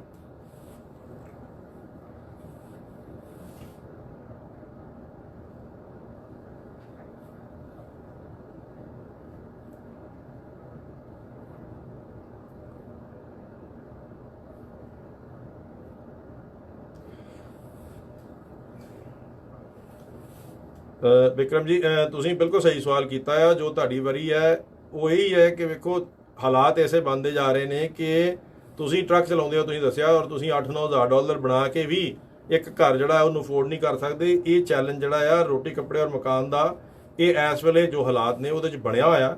ਇਸੇ ਕਰਕੇ ਹੀ ਬਹੁਤ ਜ਼ਰੂਰੀ ਹੈ ਕਿ ਸਰਕਾਰ ਜਿਹੜੀ ਆ ਉਹ ਮੈਨੂਫੈਕਚਰਿੰਗ ਇੱਥੇ ਲਿਆਏ, ਇੱਥੇ ਜੌਬਸ ਕ੍ਰੀਏਟ ਕਰੇ, ਤਾਂ ਕਿ ਇਕਨੋਮੀ ਜਿਹੜੀ ਆ ਉਹ ਚੱਲਦੀ ਰਹੇ। ਜੋ ਇਸ ਵੇਲੇ ਸਿਚੁਏਸ਼ਨ ਹੈ, ਵੇਖੋ GTA ਦੇ ਵਿੱਚ ਮੇਰੇ ਅਨੁਮਾਨ ਦੇ ਮੁਤਾਬਿਕ ਕਦੀ ਵੀ ਐਸਾ ਨਹੀਂ ਹੋ ਸਕਦਾ ਕਿ ਪ੍ਰਾਪਰਟੀ ਜਿਹੜੀਆਂ ਨੇ ਸਸਤੀਆਂ ਹੋਣਗੀਆਂ, ਮਗਰ ਅਫੋਰਡੇਬਿਲਿਟੀ ਜਿਹੜੀ ਆ ਉਹ ਇੱਕ ਕੁਐਸਚਨ ਬਣਦਾ ਰਹੇਗਾ ਹੌਲੀ ਹੌਲੀ। ਔਰ ਤੁਸੀਂ ਆਪ ਕਿਹਾ ਕਿ ਜੇ ਤੁਸੀਂ 7-8 ਹਜ਼ਾਰ ਲੈਂਦੇ ਹੋ ਔਰ ਤੁਸੀਂ ਅਫੋਰਡ ਨਹੀਂ ਕਰ ਸਕਦੇ ਘਰ, ਤੇ ਇਹ ਇੱਕ ਕੋਈ ਬੜੀ ਵਧੀਆ ਇੰਡੀਕੇਸ਼ਨ ਨਹੀਂ ਹੈ। ਔਰ ਖਾਸ ਤੌਰ ਤੇ ਤੁਸੀਂ ਜੇ ਵੇਖੋ ਜਿਹੜੇ ਹੁਣ ਯੂਨੀਵਰਸਿਟੀ ਦੇ ਬੱਚੇ ਆ, ਜਿਹੜੇ ਇੱਥੇ ਦੇ ਬੱਚੇ ਨੇ, ਜਿਨ੍ਹਾਂ ਦੀ ਕੋਈ ਬੈਕਗ੍ਰਾਉਂਡ, ਜਿਨ੍ਹਾਂ ਨੂੰ ਕੋਈ ਸੇਵਿੰਗਸ ਨਹੀਂ ਹੈਗੀਆਂ, ਉਹ ਉਹਨਾਂ ਵਾਸਤੇ ਅੱਜ ਦੇ ਦਿਨ 'ਚ ਘਰ ਲੈਣਾ ਬਹੁਤ ਮੁਸ਼ਕਿਲ ਹੋ ਰੱਖਿਆ। ਔਰ ਇਹ ਚੈਲੰਜ ਜਿਹੜਾ ਆ ਇਹ ਇਸੇ ਵਾਸਤੇ ਹੀ ਮੈਂ ਜਦੋਂ ਪਹਿਲਾ ਪੁਆਇੰਟ ਰੇਜ਼ ਕੀਤਾ ਕਿ ਬਿਲ ਮੋਨਰੋ ਜੀ ਬਹੁਤ ਵਧੀਆ ਫਾਈਨੈਂਸ ਮਿਨਿਸਟਰ ਸੀਗੇ, ਮਗਰ ਉਹਨਾਂ ਦੇ ਜਾਣ ਦੇ ਬਾਅਦ ਇਸ ਵੇਲੇ ਲਿਬਰਲ ਸਰਕਾਰ ਕੋ ਕੋਈ ਚੰਗਾ ਫਾਈਨੈਂਸ ਮਿਨਿਸਟਰ ਨਹੀਂ ਹੈ। ਤਾਂ ਜਿੰਨਾ ਚਿਰ ਕੋਈ ਚੰਗੀ ਜਿਹੜੀ ਆ ਕੋਈ ਐਸੀ ਚੀਜ਼ ਜਿਹੜੀ ਆ ਪਾਲਿਸੀਜ਼ ਨਹੀਂ ਆਉਂਦੀਆਂ ਜਿਹਦੇ ਨਾਲ ਇਕਨੋਮੀ ਰਿਵਾਈਵ ਹੋ ਸਕੇ, ਇਹ ਚੈਲੰਜ ਜਿਹੜੇ ਆ ਸਾਨੂੰ ਫੇਸ ਕਰਨੇ ਪੈਣਗੇ। ਔਰ ਇਸ ਚੀਜ਼ ਦਾ ਜਿਹੜਾ ਸਾਨੂੰ ਧਿਆਨ ਰੱਖਣਾ ਚਾਹੀਦਾ ਜਦੋਂ ਵੀ ਅਸੀਂ ਵੋਟ ਪਾਉਂਦੇ ਆ, ਕਿਉਂਕਿ ਫੰਡ ਜਿਹੜੇ ਆ ਜ਼ਰੂਰ ਗਵਰਨਮੈਂਟ ਨੇ ਸਾਰਿਆਂ ਨੂੰ ਦਿੱਤੇ ਆ, ਪੈਸੇ ਦਿੱਤੇ ਆ ਤੁਹਾਡਾ ਰੋਟੀ ਪਾਣੀ ਚਲਾਉਣ ਵਾਸਤੇ, ਮਗਰ ਕੀ ਉਹਦੇ ਨਾਲ ਬਾਕੀ ਅਫੋਰਡੇਬਿਲਿਟੀ ਜਿਹੜੀ ਆ ਉਹਦੇ ਉੱਤੇ, ਬਾਕੀ ਇਕਨੋਮੀ ਜਿਹੜੀ ਆ ਉਹਦੇ ਉੱਤੇ ਕੀ ਅਸਰ ਪਏਗਾ, ਇਹ ਸਾਨੂੰ ਜ਼ਰੂਰ ਗੌਰ ਕਰਨਾ ਚਾਹੀਦਾ ਐਜ਼ ਟੈਕਸ ਪੇਅਰਸ।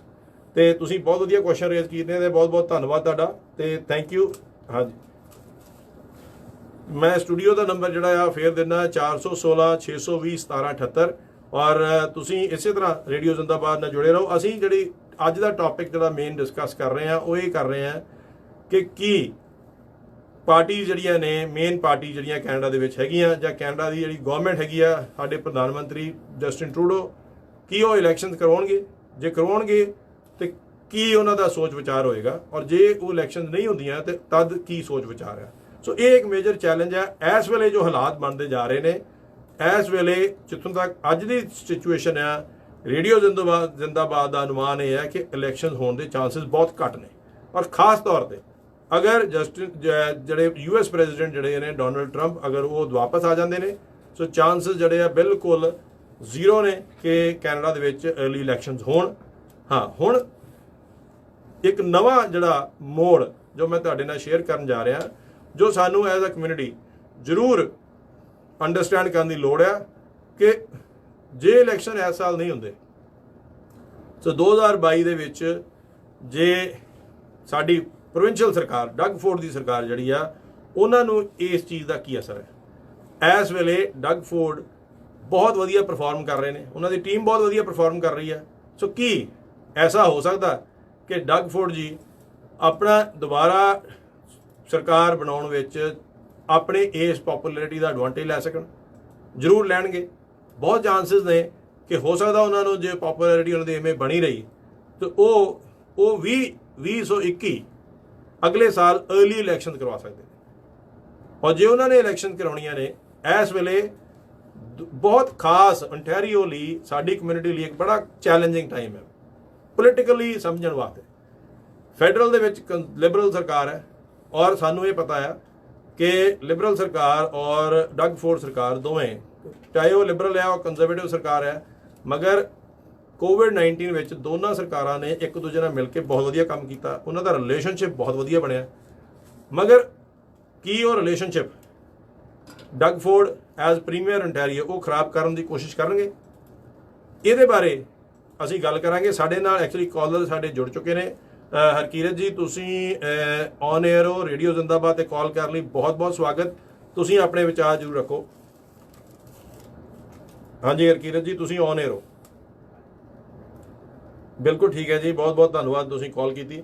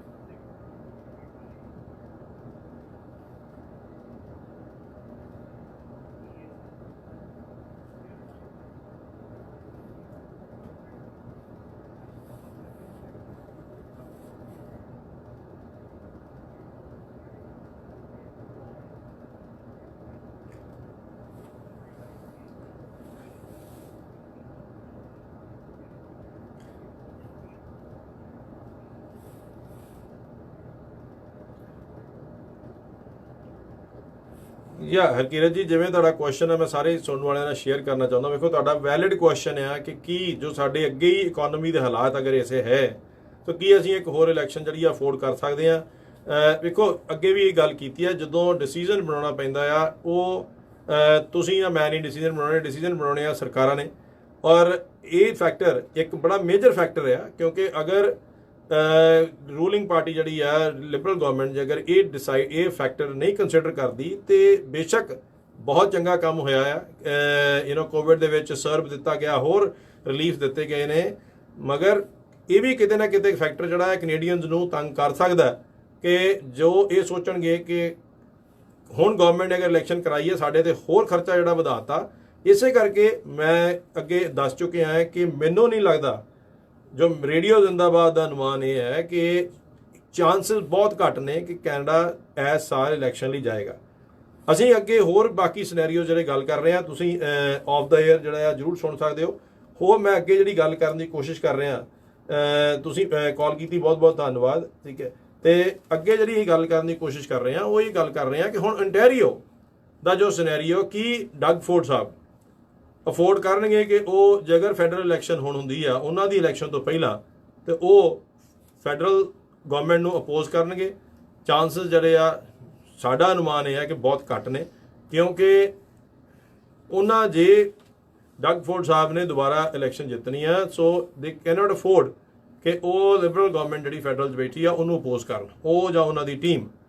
ਸੋ ਇਸ ਕਰਕੇ ਹੋ ਸਕਦਾ ਇਹ ਵੀ ਚਾਂਸਸ ਹੋ ਸਕਦੇ ਨੇ ਕਿ ਡਗ ਫੋਰਡ ਸਾਹਿਬ ਆਪ 2021 ਦੇ ਵਿੱਚ अर्ਲੀ ਇਲੈਕਸ਼ਨ ਕਰਾਉਣ ਔਰ ਚਾਹਣ ਕਿ ਜਿਹੜੀ ਫੈਡਰਲ ਇਲੈਕਸ਼ਨ ਆ ਉਹ ਉਹਨਾਂ ਦੀ ਇਲੈਕਸ਼ਨ ਤੋਂ ਬਾਅਦ ਹੋਏ।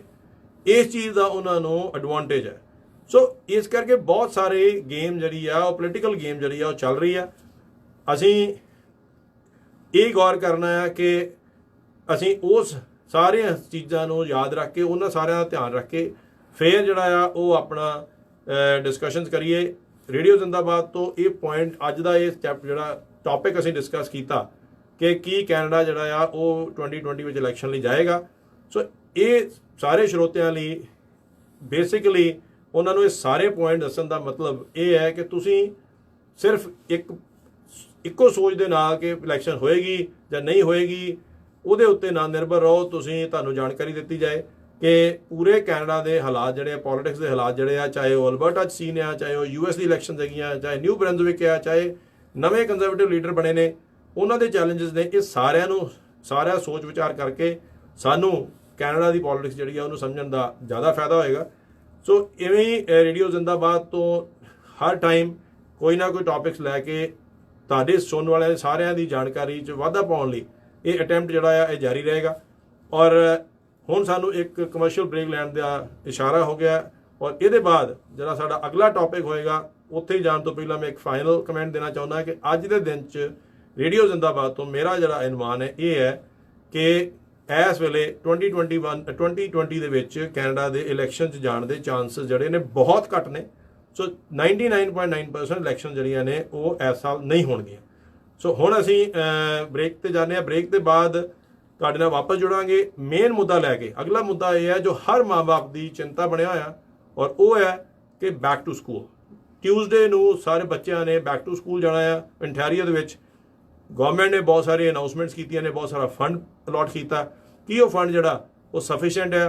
ਕਿਊਬੈਕ ਸਾਡੇ ਤੋਂ ਪਹਿਲਾਂ ਬੈਕ ਟੂ ਸਕੂਲ ਜਾ ਚੁੱਕਿਆ, ਉਹਨਾਂ ਦਾ ਕੀ ਜਿਹੜਾ ਆ ਉਹ ਐਕਸਪੀਰੀਅੰਸ ਰਿਹਾ ਆ, ਇਹਦੀ ਜਿਹੜੀ ਆ ਜਾਣਕਾਰੀ ਦਿੱਤੀ ਜਾਏਗੀ। ਤੇ ਜੇ ਬੱਚਿਆਂ ਨੂੰ ਤੁਸੀਂ ਸਕੂਲ ਭੇਜਣਾ ਆ ਤੇ ਸਾਨੂੰ ਕਿਹੜੀਆਂ ਚੀਜ਼ਾਂ ਦਾ ਧਿਆਨ ਰੱਖਣ ਦੀ ਲੋੜ ਆ, ਇਹਦੇ ਨਾਲ ਤੁਹਾਡੇ ਨਾਲ ਗੱਲਬਾਤ ਕਰਾਂਗੇ। ਸਟੂਡੀਓ ਦਾ ਨੰਬਰ ਹੈਗਾ ਜੀ 416 620 1778 416 620 1778 ਤੇ ਤੁਸੀਂ ਕਾਲ ਕਰਕੇ ਆਪਣੇ ਵਿਚਾਰ ਸਾਡੇ ਨਾਲ ਸਾਂਝੇ ਕਰ ਸਕਦੇ ਹੋ।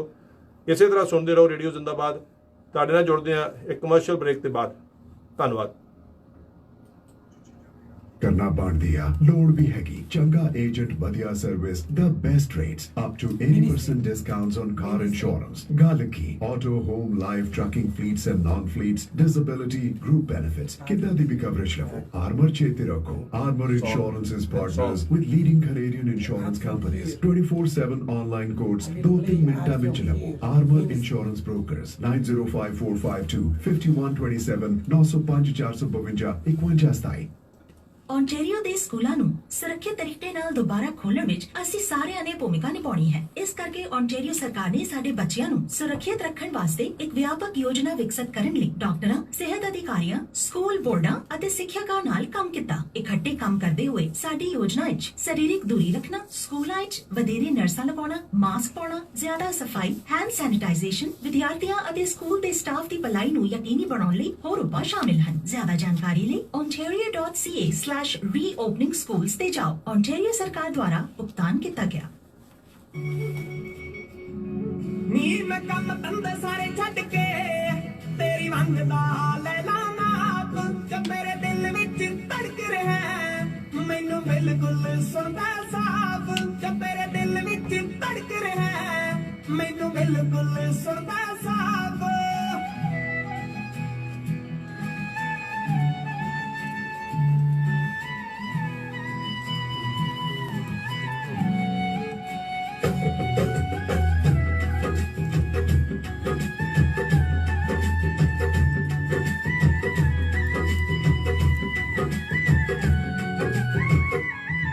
ਮੱਲਾ ਮੱਲੀ ਡਿੱਗ ਪੈਂਦਾ ਹੈ ਜ਼ਮੀਨ ਤੇ ਹੋਵੇ ਪਿਆਰ ਵਾਲਾ ਬਲ ਜਦੋਂ ਪੱਕਿਆ ਉਹ ਬੜਾ ਕੰਤਾਂ ਨੂੰ ਕਰਾ ਕੇ ਹੋਈ ਉੱਚੀਆਂ ਕਿਵੇਂ ਇੱਕਣੇ ਸੱਪਾਂ ਨੂੰ ਮਿਲ ਡੱਕਿਆ ਮੇਰਾ ਹੁਸਨ ਹੈ ਬਰਫ਼ ਜਿਹਾ ਦੇਖੀ ਤਪ ਤਪ ਬਣ ਜਾ ਭਾਵ ਨੀ ਮੈਂ ਕੰਮ ਧੰਦੇ ਸਾਰੇ ਛੱਡ ਕੇ ਤੇਰੀ ਮੰਗਦਾ ਲੈ ਲਾ ਨਾਪ ਜੋ ਮੇਰੇ ਦਿਲ ਵਿੱਚ ਧੜਕ ਰਿਹਾ ਮੈਨੂੰ ਬਿਲਕੁਲ ਸੁਣਦਾ ਸਾਫ਼ ਜੋ ਮੇਰੇ ਦਿਲ ਵਿੱਚ ਧੜਕ ਰਿਹਾ ਮੈਨੂੰ ਬਿਲਕੁਲ ਸੁਣਦਾ ਸਾਫ਼।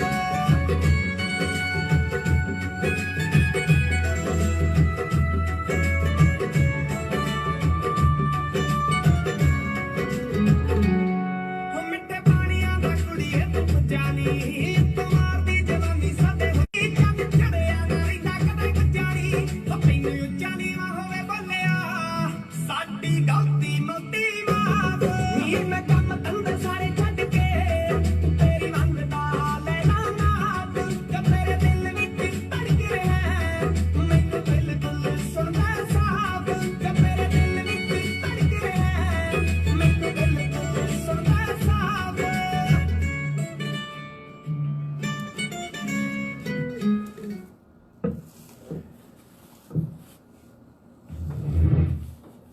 ਰੇਡੀਓ ਜ਼ਿੰਦਾਬਾਦ ਤੇ ਸੁਣਨ ਵਾਲਿਆਂ ਦਾ ਸਾਰਾ ਫੇਰ ਜੀ ਆਇਆਂ ਨੂੰ। ਔਰ ਮੈਂ ਸਟੂਡੀਓ ਦਾ ਨੰਬਰ ਇੱਕ ਵਾਰੀ ਫੇਰ ਦੇਣਾ ਚਾਹੁੰਦਾ 416 620 1778। ਔਰ ਅਗਲਾ ਜਿਹੜਾ ਸਾਡਾ ਟੌਪਿਕ ਹੈ ਉਹ ਸ਼ਾਇਦ ਓਨਟਾਰੀਓ ਦੇ ਵਿੱਚ ਜਿਨ੍ਹਾਂ ਦੇ ਵੀ ਬੱਚੇ ਨੇ ਛੋਟੇ, ਖਾਸ ਤੌਰ ਤੇ ਸਕੂਲ ਜਾਣ ਵਾਲੇ, ਉਹਨਾਂ ਦੇ ਘਰ ਦੇ ਵਿੱਚ ਸ਼ਾਇਦ ਅੱਜ ਇਹ ਟੌਪਿਕ ਜਿਹੜਾ ਆ ਬਹੁਤ ਡਿਸਕਸ ਹੋ ਰਿਹਾ। ਔਰ ਮੈਨੂੰ ਬਹੁਤ ਸਾਰੇ ਜਿਹੜੇ ਆ ਮੈਸੇजेस ਵੀ ਇਸ ਚੀਜ਼ ਬਾਰੇ ਆਏ ਨੇ ਕਿ ਬੈਕ ਟੂ ਸਕੂਲ, ਟਿਊਜ਼ਡੇ ਤੋਂ ਬੈਕ ਟੂ ਸਕੂਲ ਹੋਣਾ ਆ। ਔਰ ਸਾਨੂੰ ਇਹ ਪਤਾ ਆ ਕਿ ਕਿਊਬੈਕ ਦੇ ਵਿੱਚ ਬੈਕ ਟੂ ਸਕੂਲ 26 ਅਗਸਤ ਨੂੰ ਉਹ ਇਸ ਹਫਤੇ ਜਿਹੜਾ ਬੈਕ ਟੂ ਸਕੂਲ ਕਿਊਬੈਕ ਕਰ ਚੁੱਕਿਆ ਹੈ। ਉੱਥੇ ਦਾ ਕੀ ਐਕਸਪੀਰੀਅੰਸ ਰਿਹਾ, ਕਿਊਬੈਕ ਸਰਕਾਰ ਨੇ ਉੱਥੇ ਕੀ ਐਸੇ ਇੰਤਜ਼ਾਮ ਕੀਤੇ ਸੀਗੇ ਜਾਂ ਓਨਟਾਰੀਓ ਗਵਰਨਮੈਂਟ ਨੇ ਐਸੇ ਕੀ ਇੰਤਜ਼ਾਮ ਕੀਤੇ ਆ ਜਿਹਦੇ ਵਿੱਚ ਕੀ ਫਰਕ ਹੈ। ਪੇਰੈਂਟਸ ਨੂੰ ਕੀ ਮਾਂ-ਬਾਪ ਨੂੰ ਜੋ ਸਰਕਾਰ ਨੇ ਇੰਨੇ ਫੰਡਸ ਵੱਖਰੇ ਅਲਾਟ ਕੀਤੇ ਆ, ਹੋਰ ਐਡੀਸ਼ਨਲ ਪਬਲਿਕ ਸੇਫਟੀ ਨਰਸਿਸ ਜਿਹੜੀਆਂ ਨੇ ਉਹਨਾਂ ਨੂੰ ਹਾਇਰ ਕੀਤਾ ਆ, ਉਹਨਾਂ ਦਾ ਕੀ ਕੌਨਫੀਡੈਂਸ ਪੇਰੈਂਟਸ ਦਾ ਬਣਿਆ ਉਹਨਾਂ ਚੀਜ਼ਾਂ ਉੱਤੇ, ਉਹਨਾਂ ਬਾਰੇ ਜਿਹੜੀ ਆ ਅਸੀਂ ਗੱਲਬਾਤ ਕਰਾਂਗੇ। ਔਰ ਤੁਹਾਡੇ ਨਾਲ ਜੋ ਇਸ ਵੇਲੇ ਸਿਨੈਰੀਓ ਹੈ, ਜੋ ਸੀਨ ਹੈ, ਉਹ ਜਿਹੜਾ ਸ਼ੇਅਰ ਕੀਤਾ ਜਾਏਗਾ ਤਾਂ ਕਿ ਜਿਹੜੇ ਪੇਰੈਂਟਸ ਨੇ ਖਾਸ ਤੌਰ ਤੇ ਓਨਟਾਰੀਓ ਵਿੱਚ ਔਰ ਸਾਡੀ ਕਮਿਊਨਿਟੀ ਦੇ ਪੇਰੈਂਟਸ ਜਿਹੜੇ ਆ ਜੋ ਇਹ ਪ੍ਰੋਗਰਾਮ ਸੁਣਦੇ ਹੋਣ ਉਹਨਾਂ ਨੂੰ ਇਸ ਚੀਜ਼ ਦਾ ਕੋਈ ਐਡਵਾਂਟੇਜ ਹੋਏ।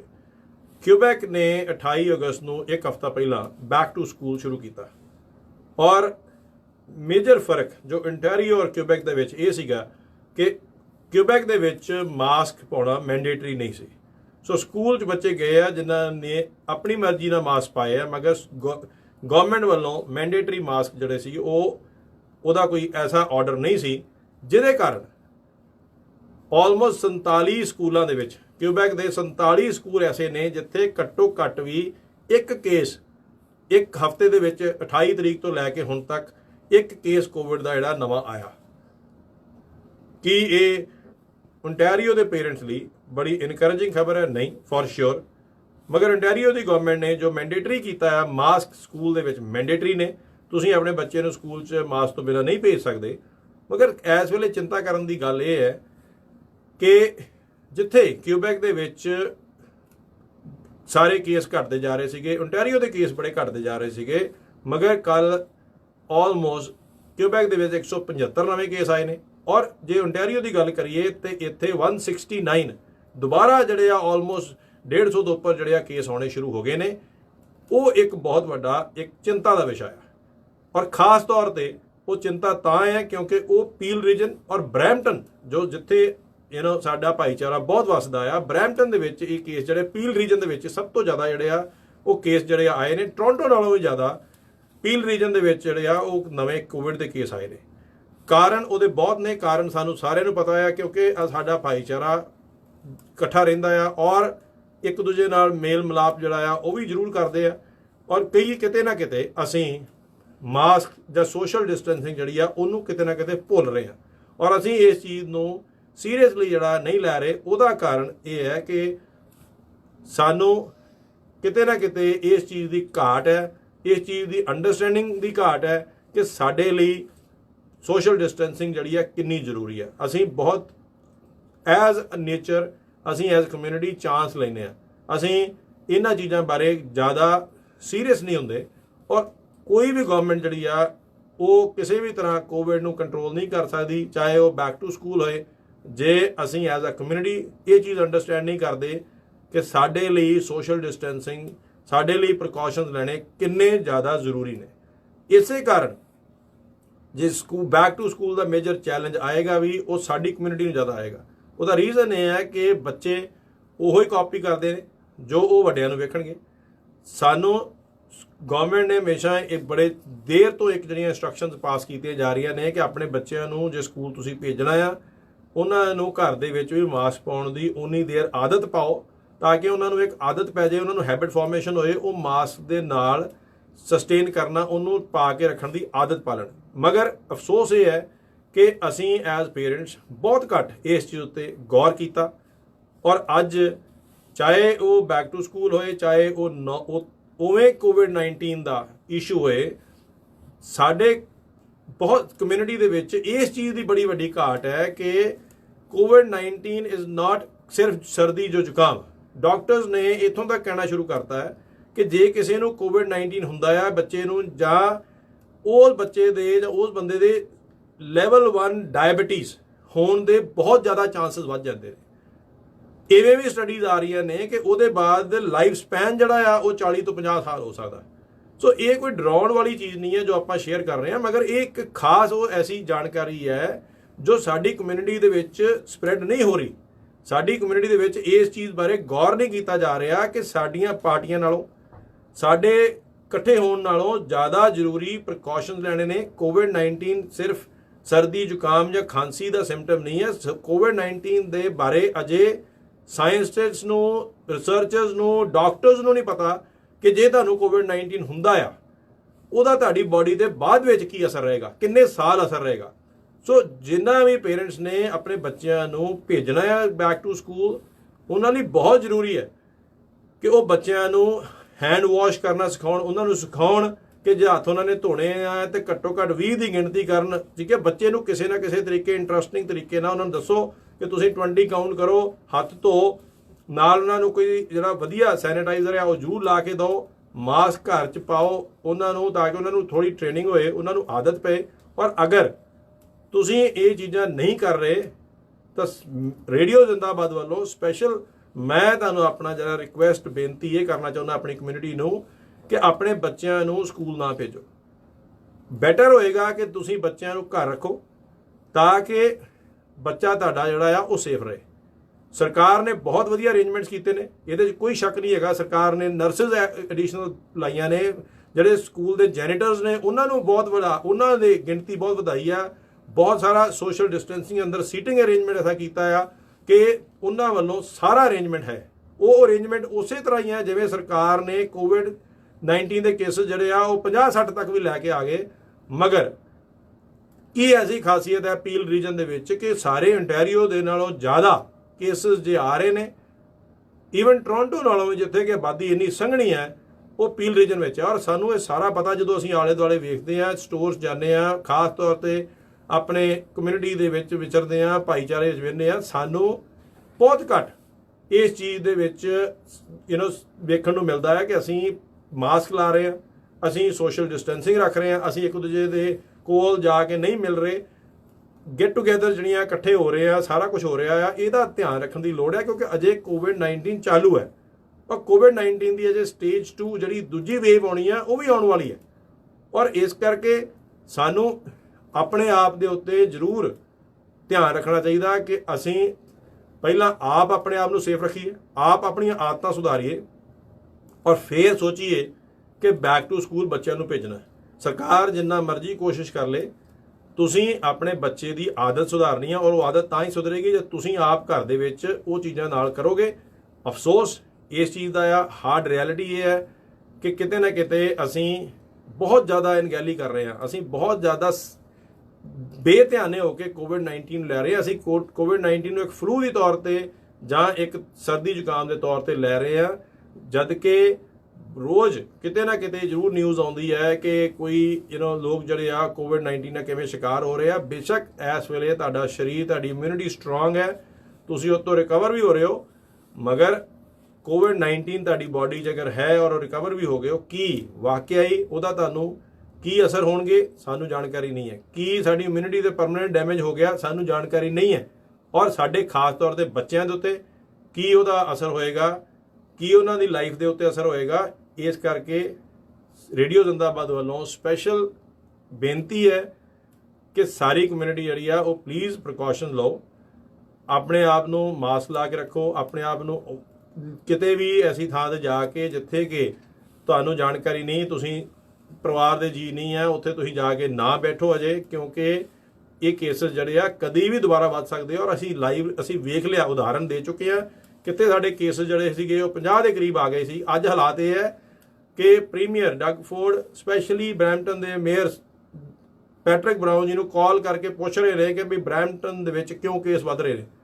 ਔਰ ਚਾਹੇ ਉਹ ਮੇਅਰ ਹੋਏ, ਚਾਹੇ ਉਹ ਪ੍ਰੀਮੀਅਰ ਹੈ, ਚਾਹੇ ਉਹ ਕੰਟਰੀ ਦਾ ਪ੍ਰਾਈਮ ਮਿਨਿਸਟਰ ਹੈ, ਕੋਈ ਵੀ ਬਰੈਂਪਟਨ ਨੂੰ ਨਹੀਂ ਬਚਾ ਸਕਦਾ, ਕੋਈ ਵੀ ਬਰੈਂਪਟਨ ਦੇ ਵਿੱਚ ਕੋਵਿਡ ਦੇ ਕੇਸ ਕੰਟਰੋਲ ਨਹੀਂ ਕਰ ਸਕਦਾ। ਜੋ ਉਹਨਾਂ ਨੇ ਕੋਸ਼ਿਸ਼ ਕਰਨੀ ਸੀ ਉਹ ਕਰ ਚੁੱਕੇ ਨੇ, ਜੋ ਡਾਕਟਰਸ ਨੇ ਕੋਸ਼ਿਸ਼ ਕਰਨੀ ਸੀ ਉਹ ਕਰ ਚੁੱਕੇ ਨੇ। ਇਸ ਵੇਲੇ ਅਗਰ ਕਮੀ ਹੈ ਉਹ ਕੇਵਲ ਇੱਕੋ ਚੀਜ਼ ਦੀ ਕਮੀ ਹੈ ਔਰ ਉਹ ਹੈ ਕਿ ਤੁਸੀਂ ਆਪਣੇ ਬੱਚਿਆਂ ਨੂੰ ਆਪ ਆਦਤ ਪਾਉਣੀ ਹੈ। ਇਸੇ ਤਰ੍ਹਾਂ ਇਸੇ ਬੇਨਤੀ ਕਰਦੇ ਹੋਏ ਰੇਡੀਓ ਜ਼ਿੰਦਾਬਾਦ ਤੋਂ ਮੈਂ ਤੁਹਾਡੇ ਤੋਂ ਇਜਾਜ਼ਤ ਲੈਣਾ ਆ। ਅਗਲੇ ਸੰਡੇ ਫੇਰ ਇਸੇ ਟਾਈਮ ਨਵੇਂ ਟੌਪਿਕ ਨਾਲ ਮਿਲਾਂਗੇ। ਜਾਂਦਿਆਂ ਇੱਕ ਲਾਸਟ ਬੇਨਤੀ ਹੈ ਕਿ ਪਲੀਜ਼ ਆਪਣੇ ਬੱਚਿਆਂ ਨੂੰ ਆਦਤ ਪਾਓ, ਆਪਣੇ ਬੱਚਿਆਂ ਨੂੰ ਮਾਸਕ ਪਾਓ, ਆਪਣੇ ਬੱਚਿਆਂ ਨੂੰ ਸਕੂਲ ਤਦ ਭੇਜੋ ਅਗਰ ਤੁਸੀਂ ਇਹ ਚੀਜ਼ਾਂ ਉਹਨਾਂ ਨਾਲ ਕਰ ਚੁੱਕੇ ਹੋ ਔਰ ਉਹਨਾਂ ਨੂੰ ਜਾਣਕਾਰੀ ਦੇ ਚੁੱਕੇ ਹੋ ਕੋਵਿਡ ਬਾਰੇ। ਔਰ ਪਲੀਜ਼ ਬਰੈਂਪਟਨ ਨੂੰ ਜੇ ਤੁਸੀਂ ਬਚਾਉਣਾ ਆ, ਤੁਸੀਂ ਤੰਦਰੁਸਤ ਰਹਿਣਾ ਆ, ਦੂਸਰਿਆਂ ਨੂੰ ਤੁਸੀਂ ਤੰਦਰੁਸਤ ਰੱਖਣਾ ਆ, ਤੇ ਸਾਨੂੰ ਮਾਸਕ ਪਾਉਣਾ ਬਹੁਤ ਜ਼ਰੂਰੀ ਹੈ ਔਰ ਸਾਨੂੰ ਸੋਸ਼ਲ ਡਿਸਟੈਂਸਿੰਗ ਰੱਖਣਾ ਵੀ ਉਨਾ ਹੀ ਜ਼ਰੂਰੀ ਹੈ ਜਿੰਨਾ ਕਿ ਸਾਨੂੰ ਐਂਟਰਟੇਨਮੈਂਟ ਜਾਂ ਸਾਨੂੰ ਪਾਰਟੀ ਕਰਨੀ ਜ਼ਰੂਰੀ ਹੈ। ਪਾਰਟੀ ਹੋਲਡ ਕਰੋ, ਪਾਰਟੀ ਰੋਕ ਸਕਦੀ ਹੈ, ਮਗਰ ਕੋਵਿਡ-19 ਦੇ ਨੁਕਸਾਨ ਜਿਹੜੇ ਆ ਉਹ ਬਹੁਤ ਹੋ ਸਕਦੇ ਆ ਜਿੰਨਾ ਚਿਰ ਤੱਕ ਵੈਕਸੀਨ ਨਹੀਂ ਆਉਂਦੀ। ਔਰ ਵੈਕਸੀਨ ਆਉਂਦਿਆਂ ਹੋ ਸਕਦਾ ਅਗਲਾ ਸਾਲ ਜੂਨ ਹੋ ਜਾਏ। ਇਸ ਕਰਕੇ ਇਸੇ ਤਰ੍ਹਾਂ ਰੇਡੀਓ ਜ਼ਿੰਦਾਬਾਦ ਨਾਲ ਜੁੜੇ ਰਹੋ। ਜੇ ਤੁਸੀਂ ਚਾਹੁੰਦੇ ਹੋ ਕਿ ਤੁਸੀਂ ਰੇਡੀਓ ਜ਼ਿੰਦਾਬਾਦ ਤੋਂ ਆਪਣਾ ਬਿਜ਼ਨਸ ਪ੍ਰਮੋਟ ਕਰਾਉਣਾ, ਸੋ ਤੁਸੀਂ ਫੋਨ ਨੰਬਰ ਜਿਹੜਾ ਉਹਦੇ ਤੇ ਕੰਟੈਕਟ ਕਰ ਸਕਦੇ ਹੋ 6476181001 647-618-1001। ਕੋਈ ਤੁਹਾਨੂੰ ਟੌਪਿਕ ਐਸਾ ਲੱਗੇ ਜੋ ਤੁਸੀਂ ਨਿਧੜਕ ਹੋ ਕੇ ਬਿਨਾਂ ਫਿਲਟਰ ਦੇ ਸੁਣਨਾ ਚਾਹੁੰਦੇ ਹੋ, ਸੋ ਮੈਨੂੰ ਤੁਸੀਂ ਮੈਸੇਜ ਵੀ ਕਰ ਸਕਦੇ ਹੋ। ਤੁਸੀਂ ਸਾਡੇ ਫੇਸਬੁੱਕ ਉੱਤੇ ਲਿਖ ਸਕਦੇ ਹੋ ਕਿ ਆਹ ਟੌਪਿਕ ਜਿਹੜਾ ਡਿਸਕਸ ਕੀਤਾ ਜਾਏ। ਅਸੀਂ ਕੋਸ਼ਿਸ਼ ਕਰਾਂਗੇ ਕਿ ਉਹ ਟੌਪਿਕ ਤੁਹਾਡੇ ਨਾਲ ਸਾਂਝਾ ਕੀਤਾ ਜਾਏ। ਇਸੇ ਤਰ੍ਹਾਂ ਸੁਣਦੇ ਰਹੋ। ਅਗਲੇ ਐਤਵਾਰ ਫਿਰ ਮਿਲਦੇ ਹਾਂ। ਤਦ ਤੱਕ ਲਈ ਰੱਬ ਰਾਖਾ ਔਰ ਜਾਂਦਿਆਂ ਇੱਕ ਖੂਬਸੂਰਤ ਨਗਮਾ, ਖੂਬਸੂਰਤ ਦਿਨ ਆਨੰਦ ਮਾਣੋ।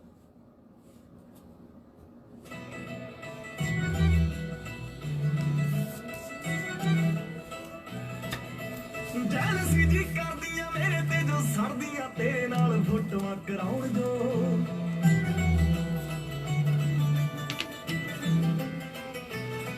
ਸੁਣ ਮੇਰੇ ਦਿਲ ਦਾ ਮੈਨੂੰ ਜਾਣ ਤੋਂ ਵੀ ਪਿਆਰਾ ਮੇਰੇ ਨਾਲ ਖੈ ਕੇ ਆਉਣ ਜੋ